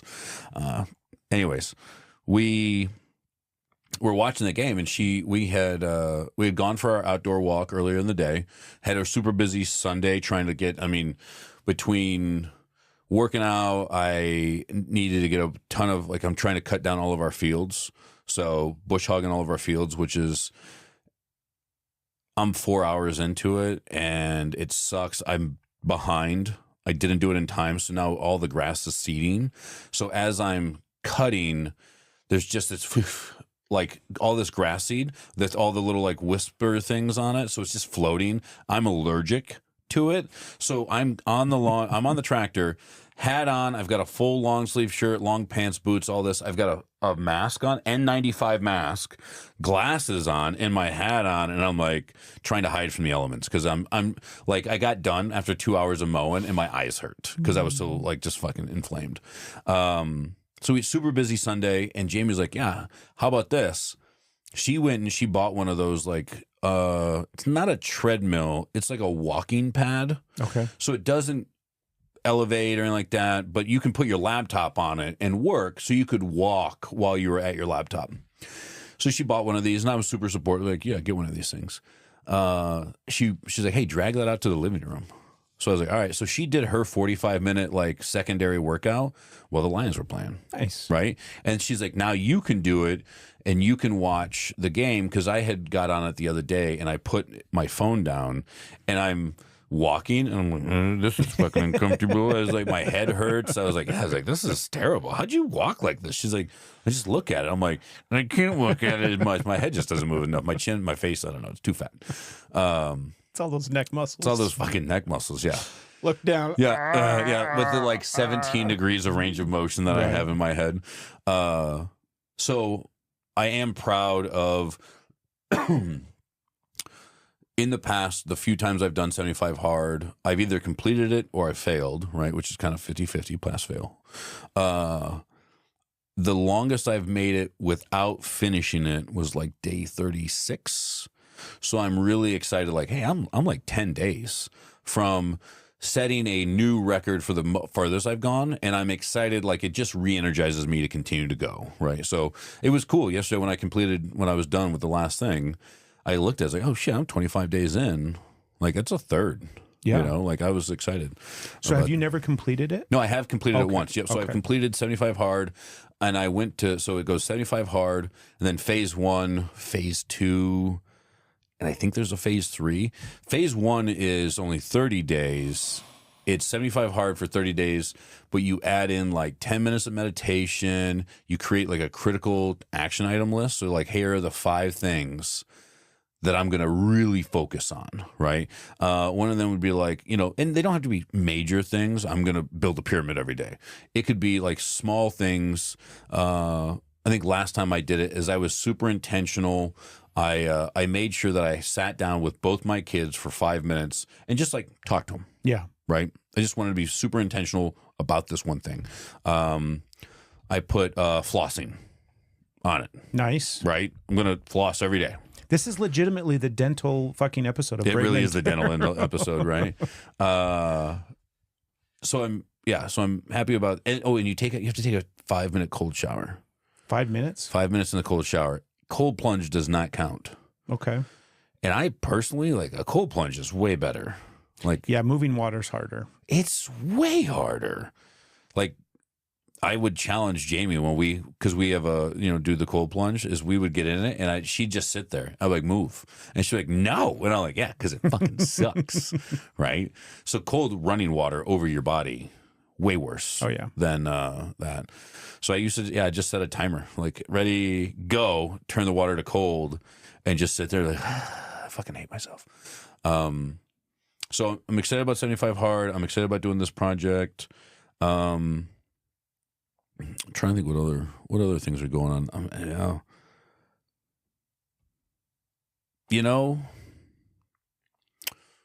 That's probably. I am excited. We're focusing a little bit more on like family trips. And we've talked about this in the past, where like a lot of the times when we go do stuff, we're going with other people and we haven't had a ton of like just me, my wife, my 2 kids trips. And we're talking about more of those. So I'm excited about that. Like, I think we're going to try and hit a Lions game. I think we might go to like Indianapolis. It's a 6-hour drive. I want to take you guys to Yellowstone. Oh, yeah. Like, I want to go do a Yellowstone trip with you and your family. Steph and I come along with you and give you like a tour of Yellowstone. I would love that. Take you around and show you all the different things. I really want to do the world's like ultimate road trip where you go see all of the national parks. Right. It's like 14,000 miles. Mm-hmm. But one of my goals in life is I want to, when the kids get done for the summer, is I want to go like hit the road with a camper and just go see all the parks and just go do that for a summer. I don't know. Maybe It'd be fun. I quit my job and YOLO. Yes. Yes.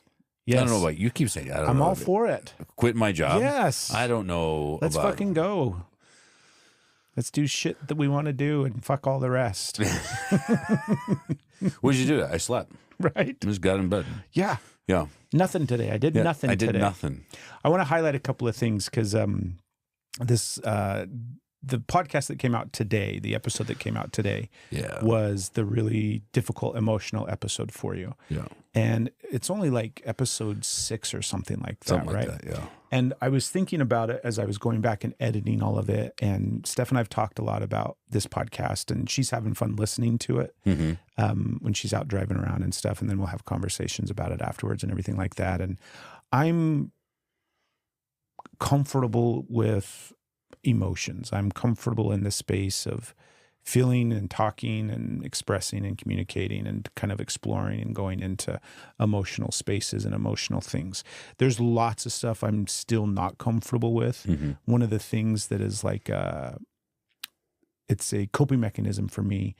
I will always sit in this place of like, oh, let's ask you some questions. Let's talk about your stuff. And it's totally a way for me to protect myself from having to talk about any of my stuff or be vulnerable or open or anything like that. And I've been trying to like analyze and look at how much of this dynamic between the two of us is me doing that versus us just getting comfortable with each other in some of these spaces. And so moving forward, I'm going to try to do more. I'm going to try to be more conscious of sharing more and opening up more and expressing more. But I do want to acknowledge how well you have done at being in some of those spaces and opening up and communicating and expressing, because it's not easy. Like, it's not easy at all. It's not. Yeah. And it's not easy to do it with all of this shit.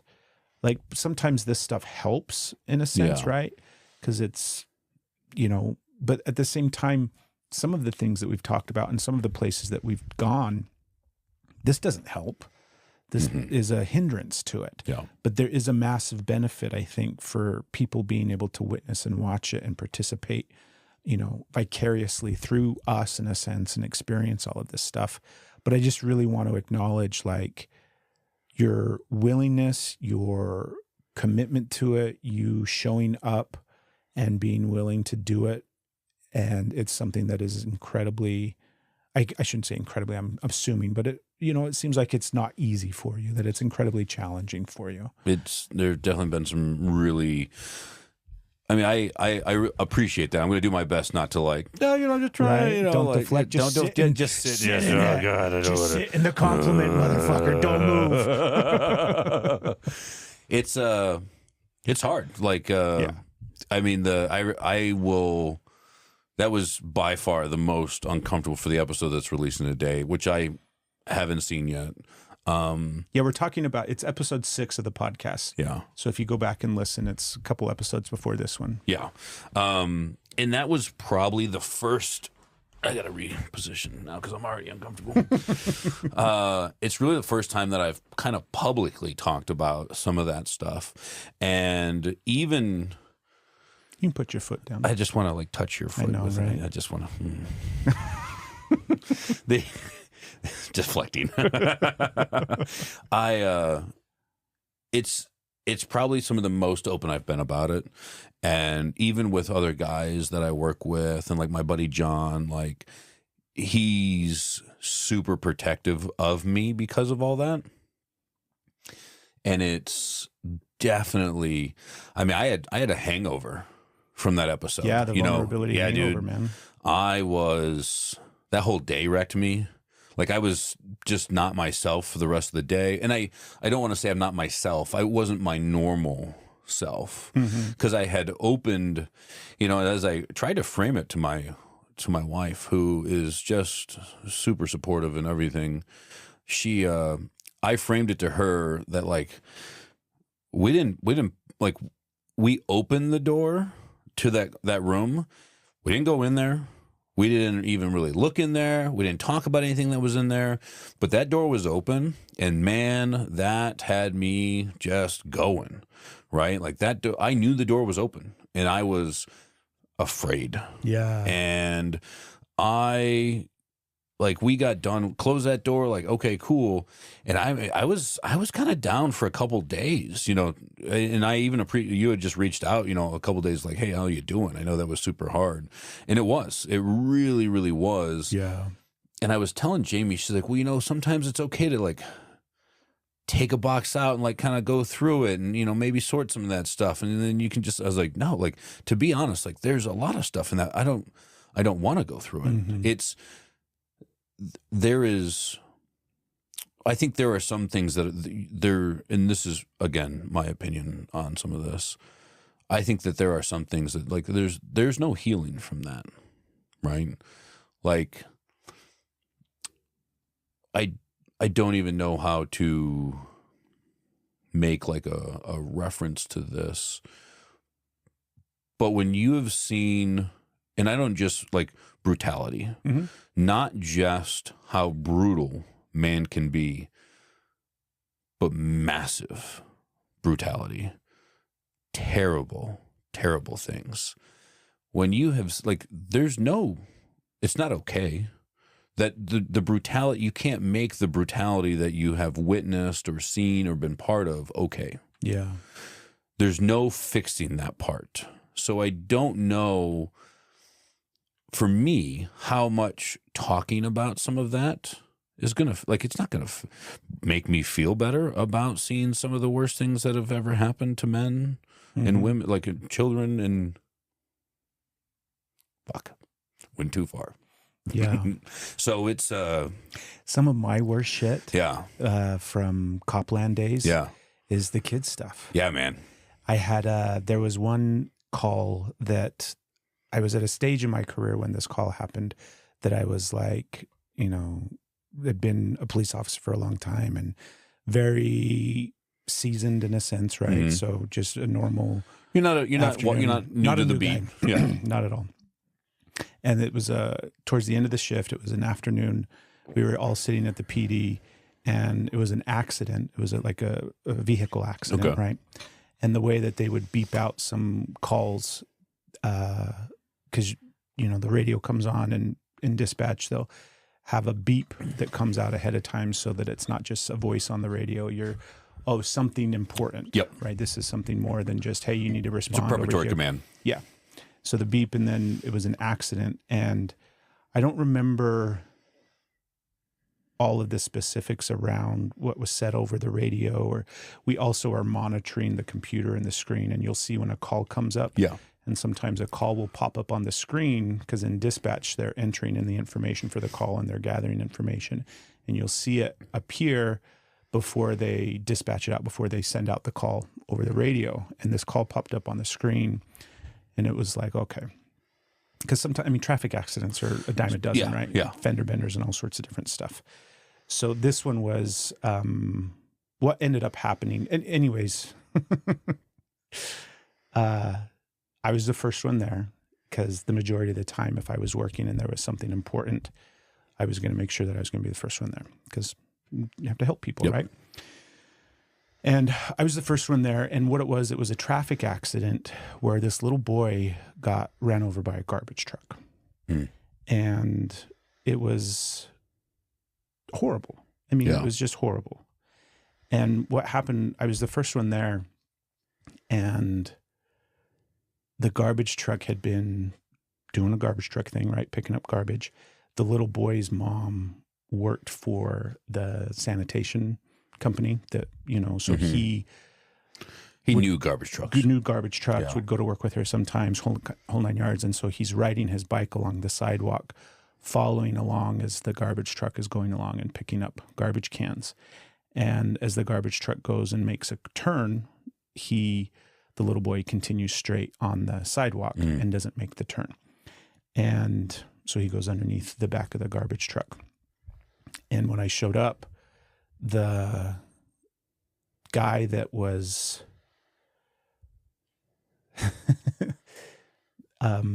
it's so hard because I have such reverence for the for everybody involved in it because it's just a horrendous experience. But because you show up and you're first on scene for something like this, and like you're assessing everything and, you know, figuring Trying to take in all the details. Yeah, I need a quick assessment of what's taking place so that I And can prioritize. act. And it was obvious that, I mean, time just fucking, it slows down. It's so bizarro in those moments. But there was a guy on the ground next to the little boy, and the boy is obviously gone, right? It was obvious just from looking at the scene. And he was in a paramedic uniform. So they had like those tactical pants on and a t-shirt and everything like that, right? And I'm like, I didn't see an ambulance arrive. I'm like, what's going on here? And then it dawns on me as I'm like down on the ground, starting to talk to the guy, that it's his dad. And his dad is a paramedic and was just off shift and had fallen asleep in his fucking clothes trying to go to bed because he had worked graves. And this is what wakes him up. And he runs around the corner and is there with his son. Yeah. And I'm there with the two of them. And I'm sitting there with him, like trying to have a conversation with somebody who knows what he's looking at on one level. Because like he's a paramedic, right? Yeah. So he knows the same thing that I know. When you show up sometimes and you see stuff, you're like, we know what's going on here. And there's other times where you got to go to work and you got to do stuff. So he's trying to put all of these pieces together in this moment. And I'm just like, it was horrible. Dude, I can't. Yeah, that's fucking terrible. horrible, right? And I I was on that call for like hours, because you go from like having to deal with stuff initially, and then because of the nature of all of it, we had a whole perimeter set up. We basically close off that part of the streets and the town and everything. And there's like that. Statements. And so much stuff. So that much goes stuff. On.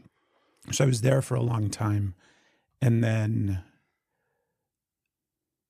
it just fucked me up 6 ways from. So it was horrible. Yeah. It changed me, not just as a guy, not as a man and everything like that, but as an officer. And it stuck with, it was one of those moments that everything just changed after that. I got really dark after that. I got really angry after that. And so it was really hard for me to kind of like deal with the dumb shit that cops would have to deal with after that, and go to calls that were just kind of fucking pointless. And, neighbors complaining about barking dogs. Yeah. And you're like, you don't even that's. Yeah. It was so challenging. And luckily, and I say luckily, right? But luckily it was at the end of my shift. So I was able to You didn't go have home. to just roll with that for all day. But that was there were so many calls where they weren't that severe. There were some other ones that were pretty severe like that, but you would just have to like wrap it up and then go to the next call. You got 12 hours left on your fucking shift to try to process what you just went through. And then you have, go take a fraud report because somebody's got some fraudulent charges on their credit card. But all the kids' stuff is always the hardest stuff. Yeah. There were plenty of things involving adults and some terrible things. Like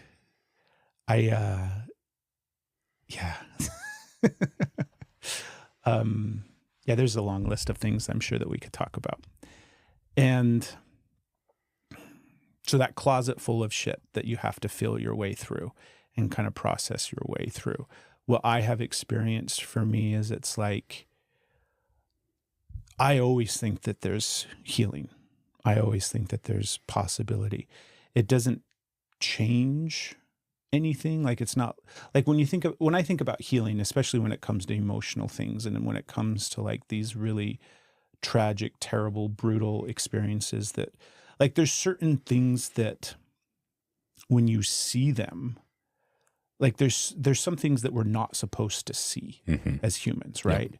Like you're not supposed to see certain things. And then when you see certain things happen in real life in front of you, you're just like it's a weird thing that happens in your brain where your brain can't process what it's seen. Yeah. And it's hard to put some things together after that because you're like, right?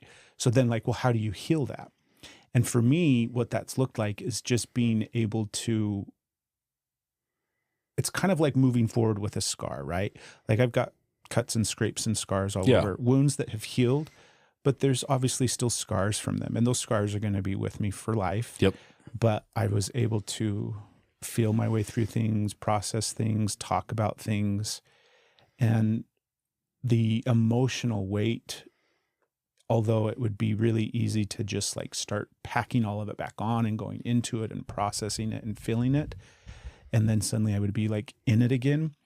But being able to talk about it, get it off my chest, feel my way through the emotions of all of it, made a big difference over time, you know? And again, it's not like, I don't want to say like it doesn't heal. I think it heals, but I think it heals differently than we kind of think about healing.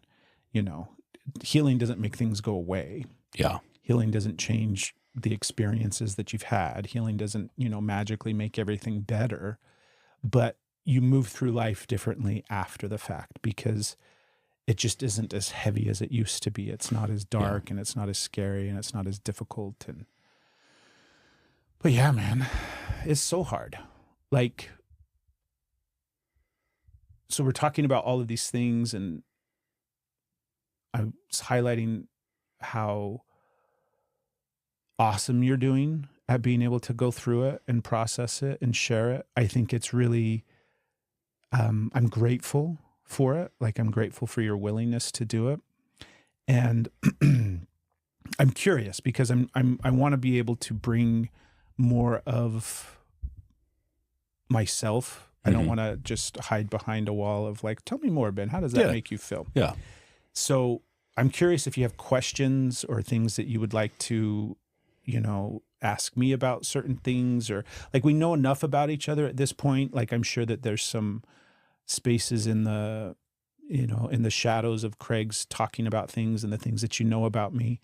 And so I'm just curious if you have questions or stuff that you would like to talk about, and then I'll do my best to be vulnerable and talk about them. Yeah. To the So best next of my episode, abilities. no, Right. I think we're about done, isn't it? I mean, I appreciate that. It's definitely like, this is, it was one of those things, like, as we talked about, like, yeah, we're going to do this. I was like, yeah. And you're like, and we could talk about this stuff. I was like, yeah, we can. That'll be great. I think I am very appreciative of the support and compliment, and, it is a lot of work, and I think that it's a muscle that you've flexed a lot more than I have, that vulnerability and that openness to some of that stuff. So I am looking forward to the opportunity to continue to flex that a little bit, when the time is right. And, for some of those things, I do think that it's harder than I thought it was going to be, right? For sure. I do think it is super important, though. I know we've talked about this, and I think, and some of the other guys that we know have talked about, like, there's definitely a difference for the guys that, bunch of guys all together, good stuff, bad stuff, like, okay, cool. Everybody's got some trauma, some skeletons and all that stuff. But a place for the military guys, the law enforcement guys, stuff like that, to come together and kind of unpack on some of that. Mm-hmm. And I think that not even having to specifically go into it, but knowing that there's a place that you could. Yeah. Right. And I think that's really some of the space that can be super fucking hard, right? My friend Bobby Mitchell, who passed away a couple years ago, his wife Erica calls me, and I do, like, she calls me just to be like, I fucking miss him. I'm like, yeah, I fucking miss him. And it's hard because she calls me, and it, like, instantly I'm like, oh fuck, like, now I'm thinking about all this stuff, right? And I was like, I'm just gonna go to bed here in a minute, man. Like, now I'm gonna be up for 5 hours thinking about all this. But I think that, like, for her, there's not a lot of places for her to go with some of that. I'm sure she can talk to her friends and all this, but there's no one that she's going to talk to that's known him longer than me, right? Like, we knew each other in 4th grade, like, and the whole time, right? And so I'm glad that I can be there for her for some of that stuff. But at the same time, I'm like, God, this sucks. I don't want to, like, think about all this stuff. Like, but I think it's good to have those just opportunities to know that there is someone there that you can talk to, right? And I think that would be the thing that I would recommend is like, find a circle, find a group, find a tribe, community, whatever you want to call it, right? Witch's circle, I don't know. I just keep looking at your black fingernails and thinking about, like, she's a witch. She's not a witch. She's my wife. Yeah.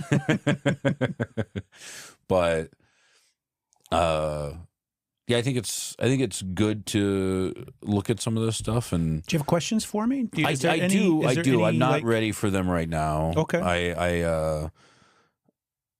I'm still dealing with what you shared.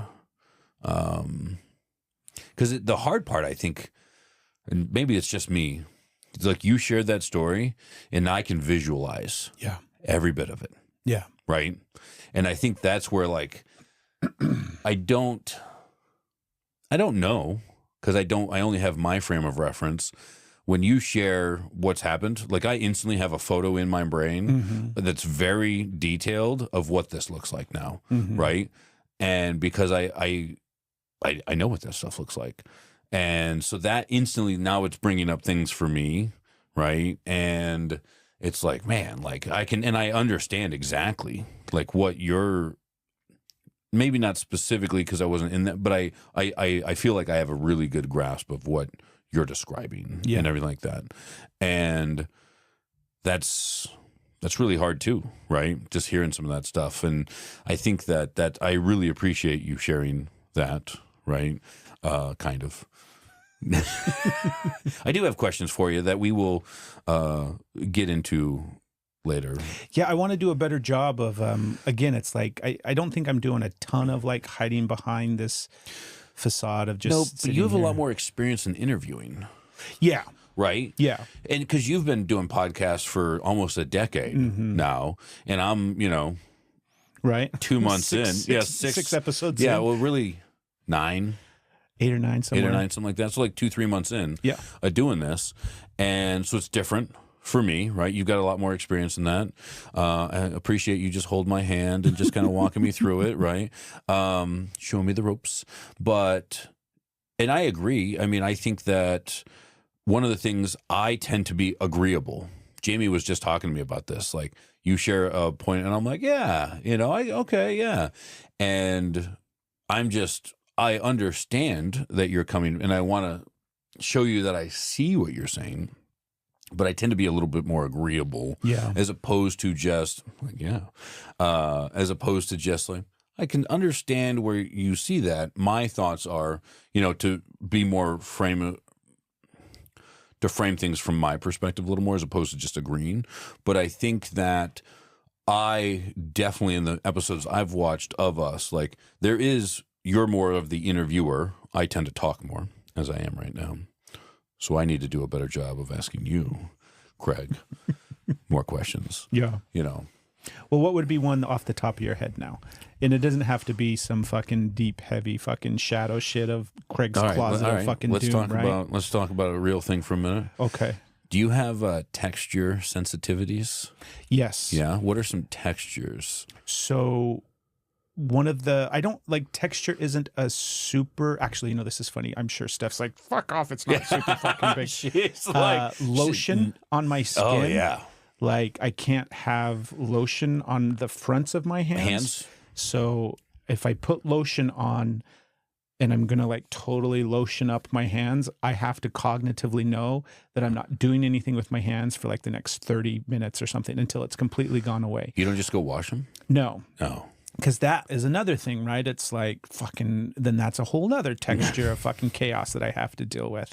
So if I'm putting lotion on my hands, I'll very much do this number where I'm rubbing my hands back, the back of my hands, so that the palms stay free. Yeah, I've never.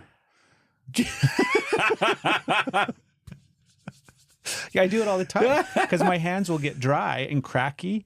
They don't as much anymore, actually, since we've been in Tennessee, which is awesome. Yeah. But back in Utah, I mean, especially in the wintertime when things dry out, my hands would die. And when I was a cop, was so dry. It was a nightmare because obviously you need your hands for everything you're doing, right? Yeah. So my hands would be like bleeding from the drying and the cracking. And Steph found some really good lotion for me, but I could only put it on backwards. Gotcha. Because I can't have it on the front of my hands. Okay. So lotion on your hands, on the palms of your hands is a texture issue. It's greasy. You don't like it. Mm-hmm. I'm supportive. I don't use lotion. Right. So I've never had to try it next time. I'm not gonna. Just lotion up the backs and do your best not to get anything on the fronts. I don't even know if I Sometimes have on the mobility inside for of that. the fingers, right? I'd have to like do a little bit. You get it like right in here. I'm like, right. Yeah. I'm trying to think of other textury ones. Sound is a big one for me. I've got sensory issues with sound. Light. Okay. I don't like if I'm nervous system is overwhelmed and I want to regulate, then I'll start. We were driving the other day and she had her window down and we're driving, and it's not like on the freeway or anything, right? Okay. But the sound from the window buffing, was too much for me. Yeah. It's suddenly, the way that I described it, and it's always if I'm dysregulated in some way. So if I'm nervous, anxious, upset, whatever, tired even, then I have to control sensory input. And it'll start oftentimes with sound, light, and then I'm trying to think of any other ones. Those are the two big ones. I'll notice that things just get really, really loud. And if I can turn something off, or do you know what I mean? And then I don't like big overhead lights. So I like kind of mood lighting. Okay.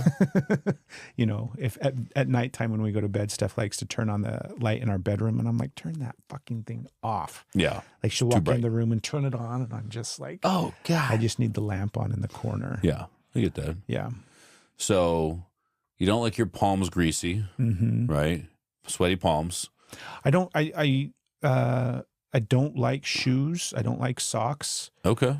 I've always enjoyed being barefoot or sandals. I've worn sandals for a really long time. So I don't like having my feet, do you know what I mean? Socks and stuff encased. Like that. I mean, I could do it obviously. Yeah. But it definitely does not feel good. Okay.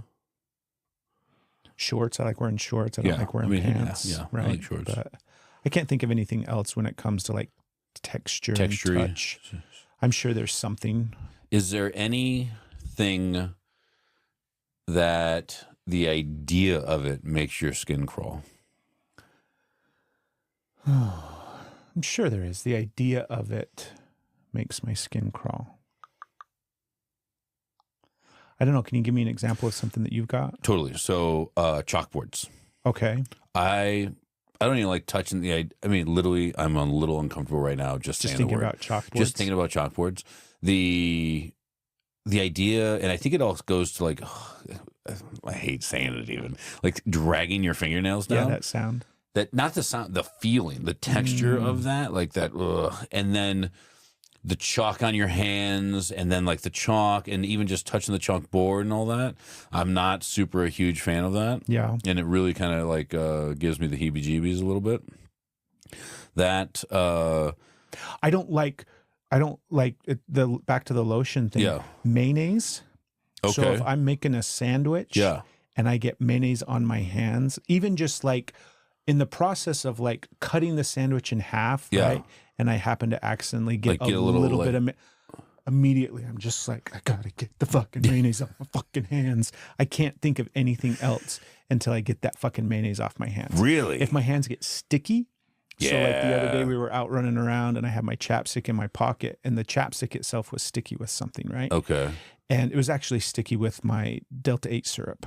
There you because, go. I had, Which you had in your pocket? Right. Just keep it. Just pour a little of that in there. Pour that in there for later. Stick my hand in my pocket and then suck on it. But I went and I grabbed the chapstick and the chapstick was sticky. So now my hands are sticky. And I literally like, I can't do anything. Yeah. I'm like, my life's over until I get this fucking sticky hand cleaned. Yeah. So I'm with you on sticky hands. That idea of like if you bring out a jar of mayonnaise and start waving a fucking knife around me with fucking mayonnaise on it, mayonnaise right?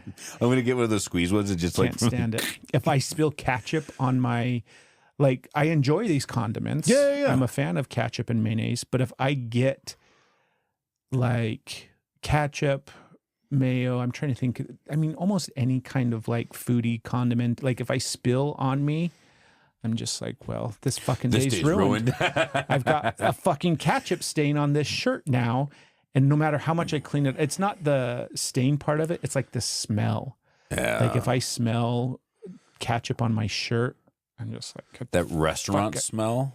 The restaurant smell, because I worked in restaurants a bunch, right? Like that smell. And anybody, if you don't know what smell I'm talking about, like you haven't worked in a restaurant. Yeah, it's that like fryer garbage. It's the kitchen. It's greasy. It's greasy. Yeah. That smell gets me going. Yeah, I don't like sticky stuff. And it sucks because children, right? Everything's gross. Yeah, if I put I have to cognitively put my head into the space of like, okay, I'm making lunch. And I'm going to make 5 sandwiches for the family. And through that process, I'm going to get mayonnaise on my hands. I'm fine in that moment. But as soon as I'm fucking done, I have to wash my hands. Okay. If I make lunch and then put them away and then I'm packing this, I can't. I have to, like, if I have a start and a stop to something that makes me uncomfortable. Then you can hang out. I'm totally fine. Yeah. I can be in it, right? Yeah. I can embrace it. But if it happens and then it's like, I literally start. Jamie laughs at, I wash my when I cook, like when I make breakfast, I probably wash my hands 20 times. Yeah. Right. If I crack an egg, gotta wash your hands after. Gotta wash your hands. Yep. Right. Because and part of this is my great grandmother told me that if you eat uncooked eggs, you'll get salmonella. Yes, I know. Right. And I just right. I've gotten to the point now in my 40 years that if I get a egg that's got some runny whites, I'm like, just, you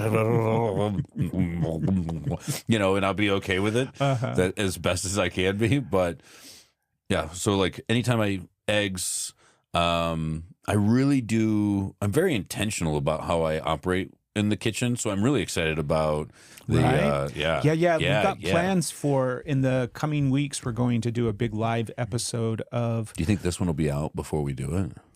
Yeah, okay. It'll definitely be out before we do it. Okay, but I mean, if you only listen to this podcast and you've never listened, there's another podcast you should listen to. That is, I'm on with my wife. It's called The Steph and Craig Show. The same thing, you will find it wherever podcasts are available. But we're going to do a mashup where we do.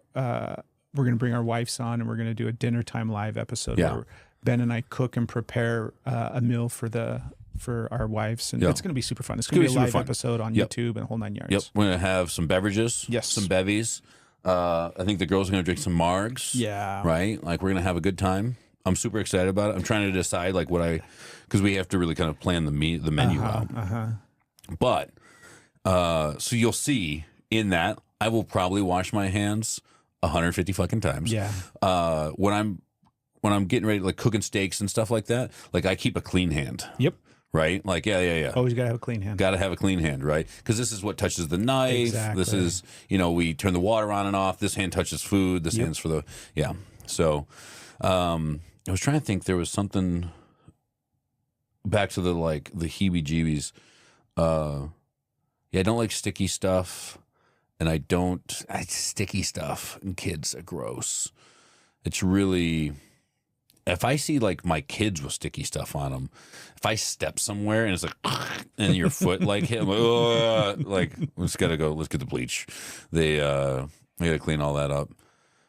I can't think of any, I mean, I definitely have a lot of like, and I think part of my texture issues also come from, I don't like really tight clothes, which is funny. I don't mind, so I did watch, have you ever watched I can't remember, Temple Grandin? Temple Grandin. Have you seen that? Claire Danes, I haven't. It's great. Yeah. Especially if you got some tisms, right? Yeah. Because she talks about, like, she doesn't like hugs, but she likes the feeling of being squeezed, right? She makes her squeezy machine. And I don't like fabric touching me, but if I can wear compression though. So like rash guards, I would rather it be tight than semi-tight, where like I can feel it's tight here but not here. Feel the space somewhere I can feel the space somewhere else. So I don't like clothes. Like Jamie will laugh at me if I put a shirt on. I'm like, oh, I can't do it, right? And then I'll look at it because part of me is like, does this make me look bad? Do I look like just a guy with a gut? Like I don't know what to do here. So I wear those, and then shirts.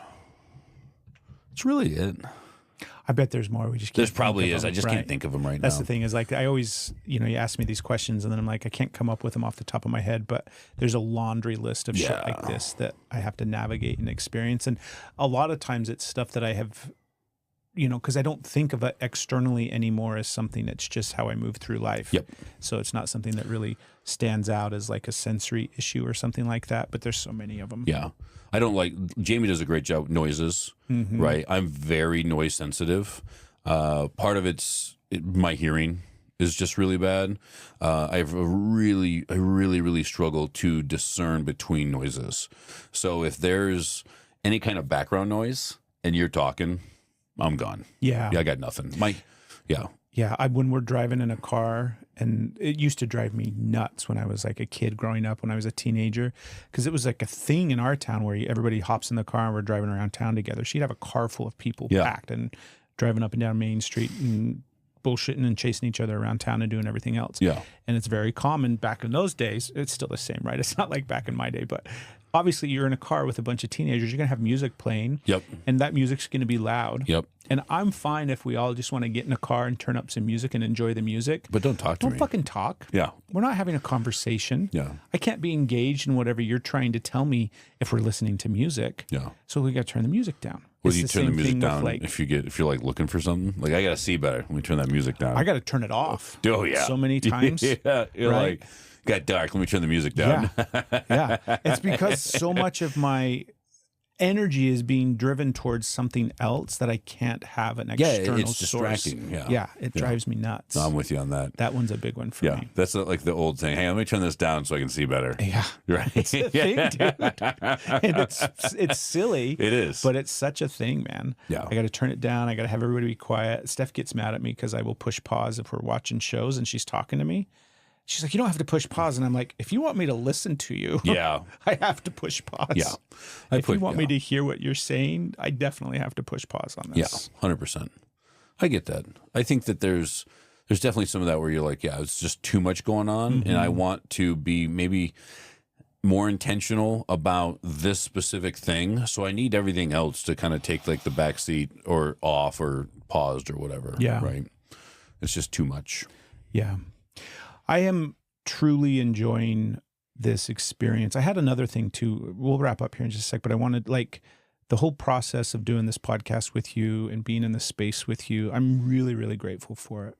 It has already opened up so much more stuff in me.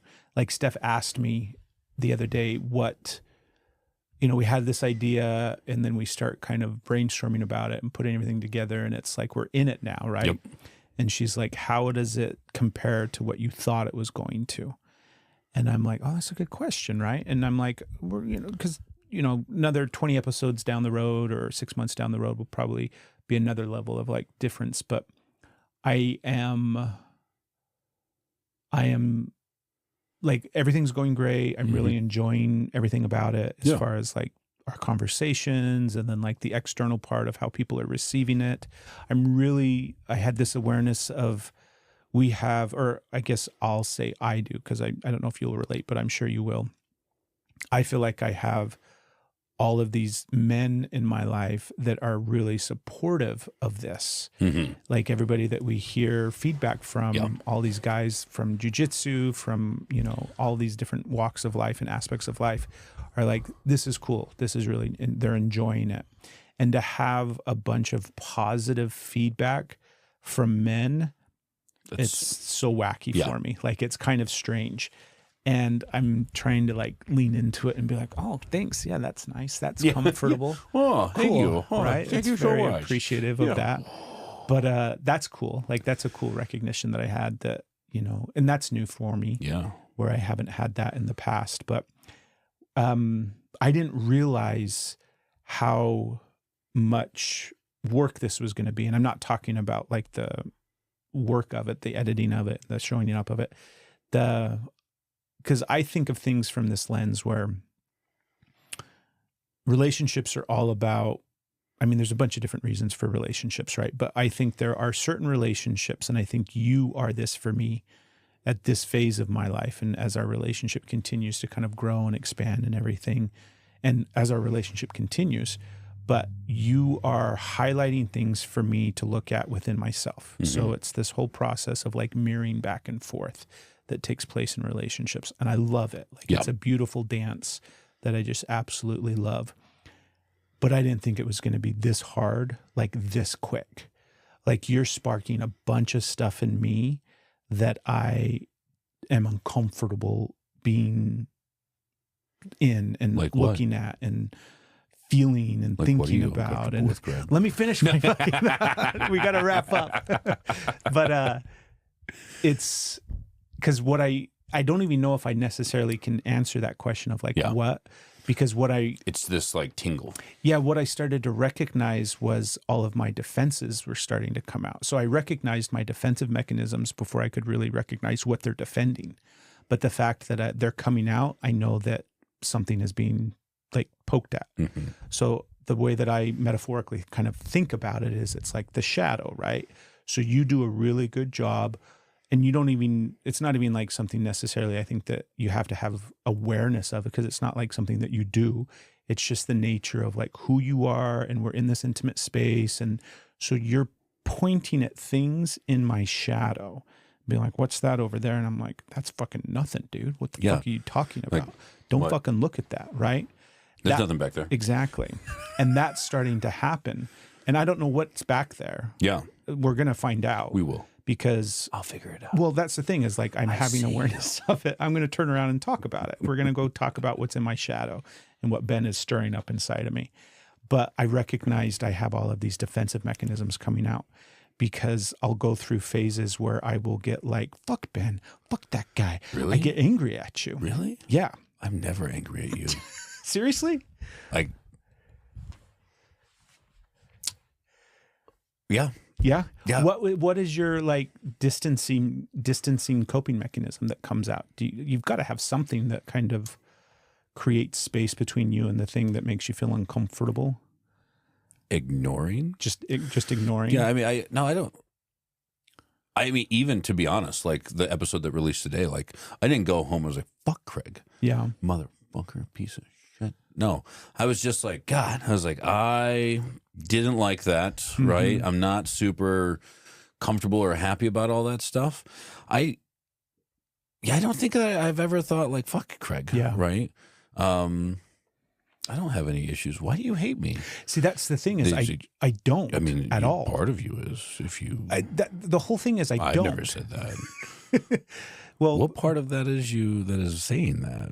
It's the part of me that is scared, defensive. Yeah. I'm just. It's 100% the defense mechanism. But I also don't want you to think that I don't like you or that I hate you. I don't think. Do you know what I mean? It's literally just. It's not a choice really anymore. I'm here. I'm excited to find out what it is all about because I always run it through that perspective of like, that dynamic that plays out in relationships. I feel like when you bring awareness to it, then I can heal because it is stuff that's in my shadow. You're sparking things inside of me that want to come forth and be seen and validated and heard and spoken to and all these kind of different things. And that process is already happening within the scope of just these handful of episodes that we've done and this space that we've kind of created together. And I didn't think that it was going to be so fast, so quick, and so hard. Like it's a lot. It is a lot. I 100% agree. It's definitely been a lot of like, because half the time I sit down and I'm like, what are we going to talk about today, right? And a lot of times our conversation like just kind of flows towards things. We don't really. We've had some like thoughts on like, hey, let's talk about some of this stuff, right? Obviously, like movies and stuff like that. But even today, we didn't plan to talk about dentistry, right? The ancient form of dentistry, dentize. It's a bunch of dentists, dentize. Anti-dentite. But it is hard to sit down and just let the conversation flow in the direction that it's going. And then, like, because it catches you off guard. You just all of a sudden, you're like, oh, shit. Like, I'm not going to lie. You were like, I'm going to tell this story real quick. And I was like, fuck, here we go. Like, I wasn't ready for that, right? Yeah. Fucker. Right? But I definitely think that it's been really good to just sit down and have these conversations. And it's long format, like, hey, we're just going to like dig into this stuff. And I really think that's great. I also have really, for those that have reached out and just been like, hey, like, this is great. Like, there are guys all over the place, Marines I served with that are just hitting me up. Hey, man, been watching the podcast. Love it. Yeah. This is great. Right. Super excited that those people, when I was I was talking about, it was super funny. When I was in Chicago at SAS Academy, they did a whole talk about podcasting, right?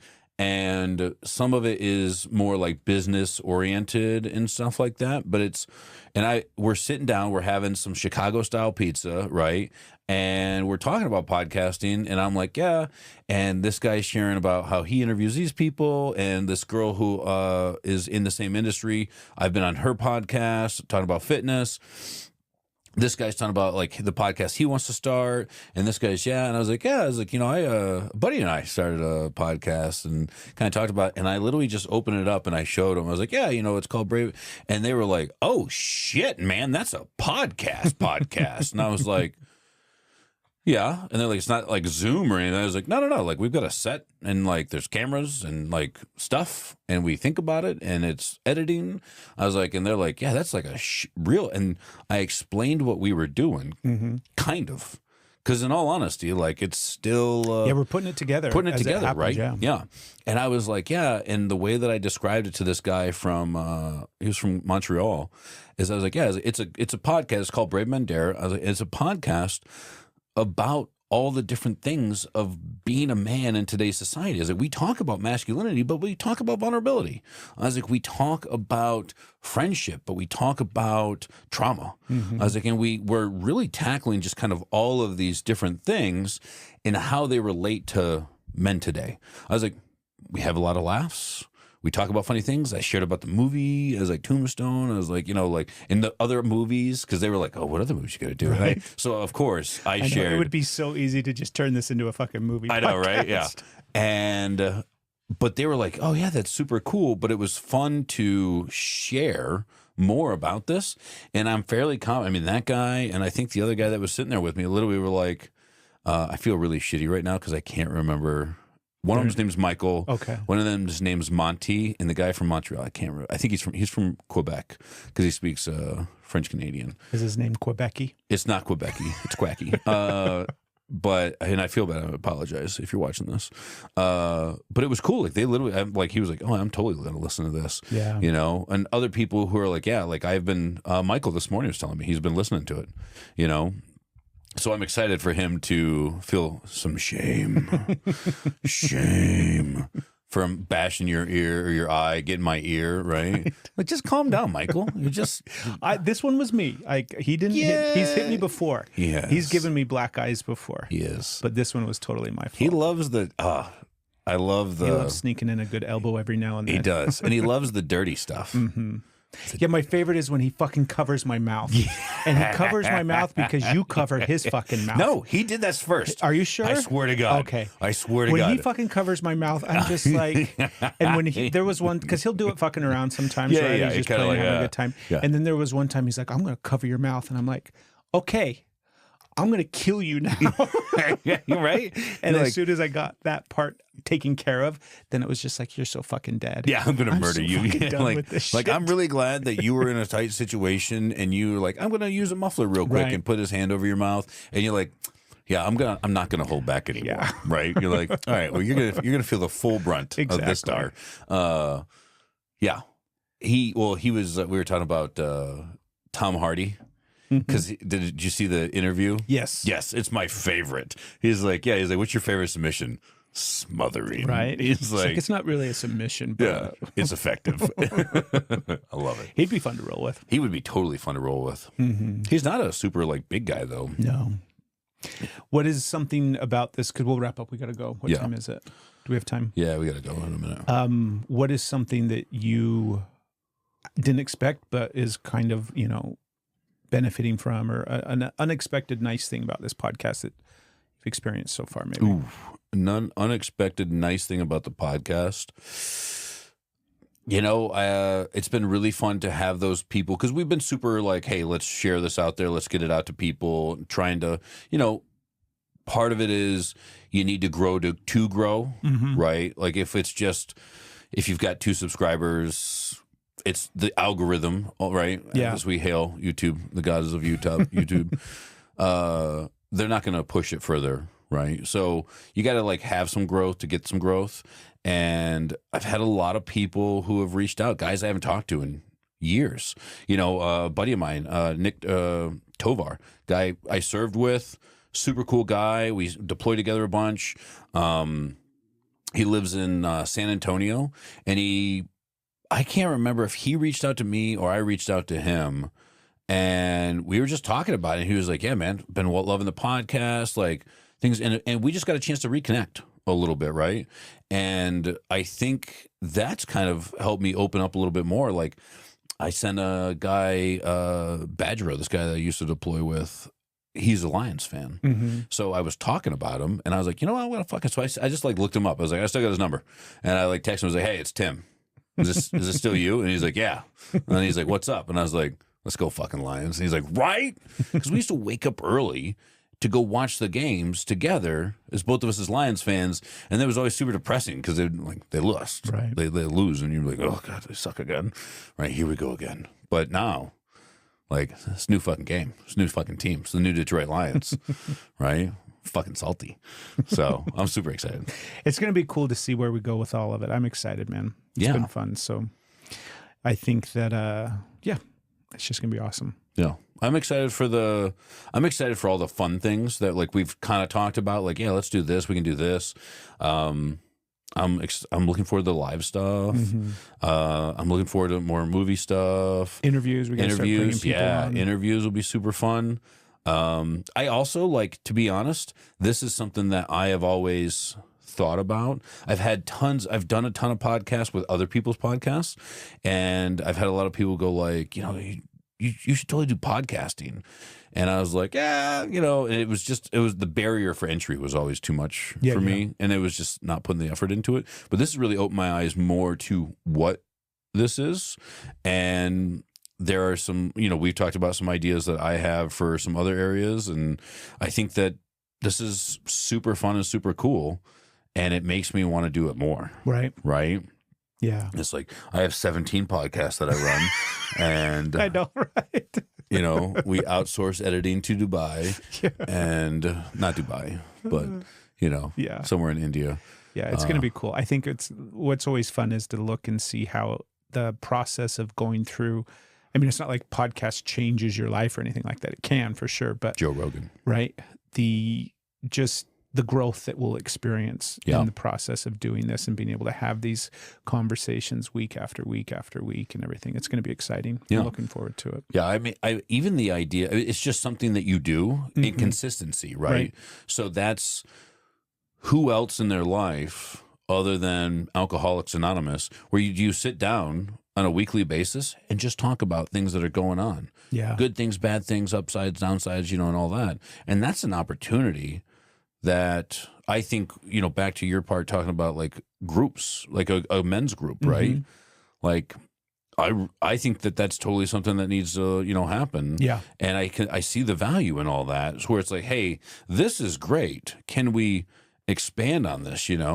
Is there 10 other guys that would be down to sit around and, share emotional things? Yeah, I think we're going to get there. That's kind of what's been in my space a lot lately, and what I've been feeling a pull towards is cracking open some of that stuff again and really going towards it. So it's going to be cool. Yeah. And I want to get an alpaca. An alpaca? I don't know. I'm just coming up with shit now. Let's go, dude. All right, dude. I love you. Boom. I love you. This is great. Go back to one of my, like... Yeah.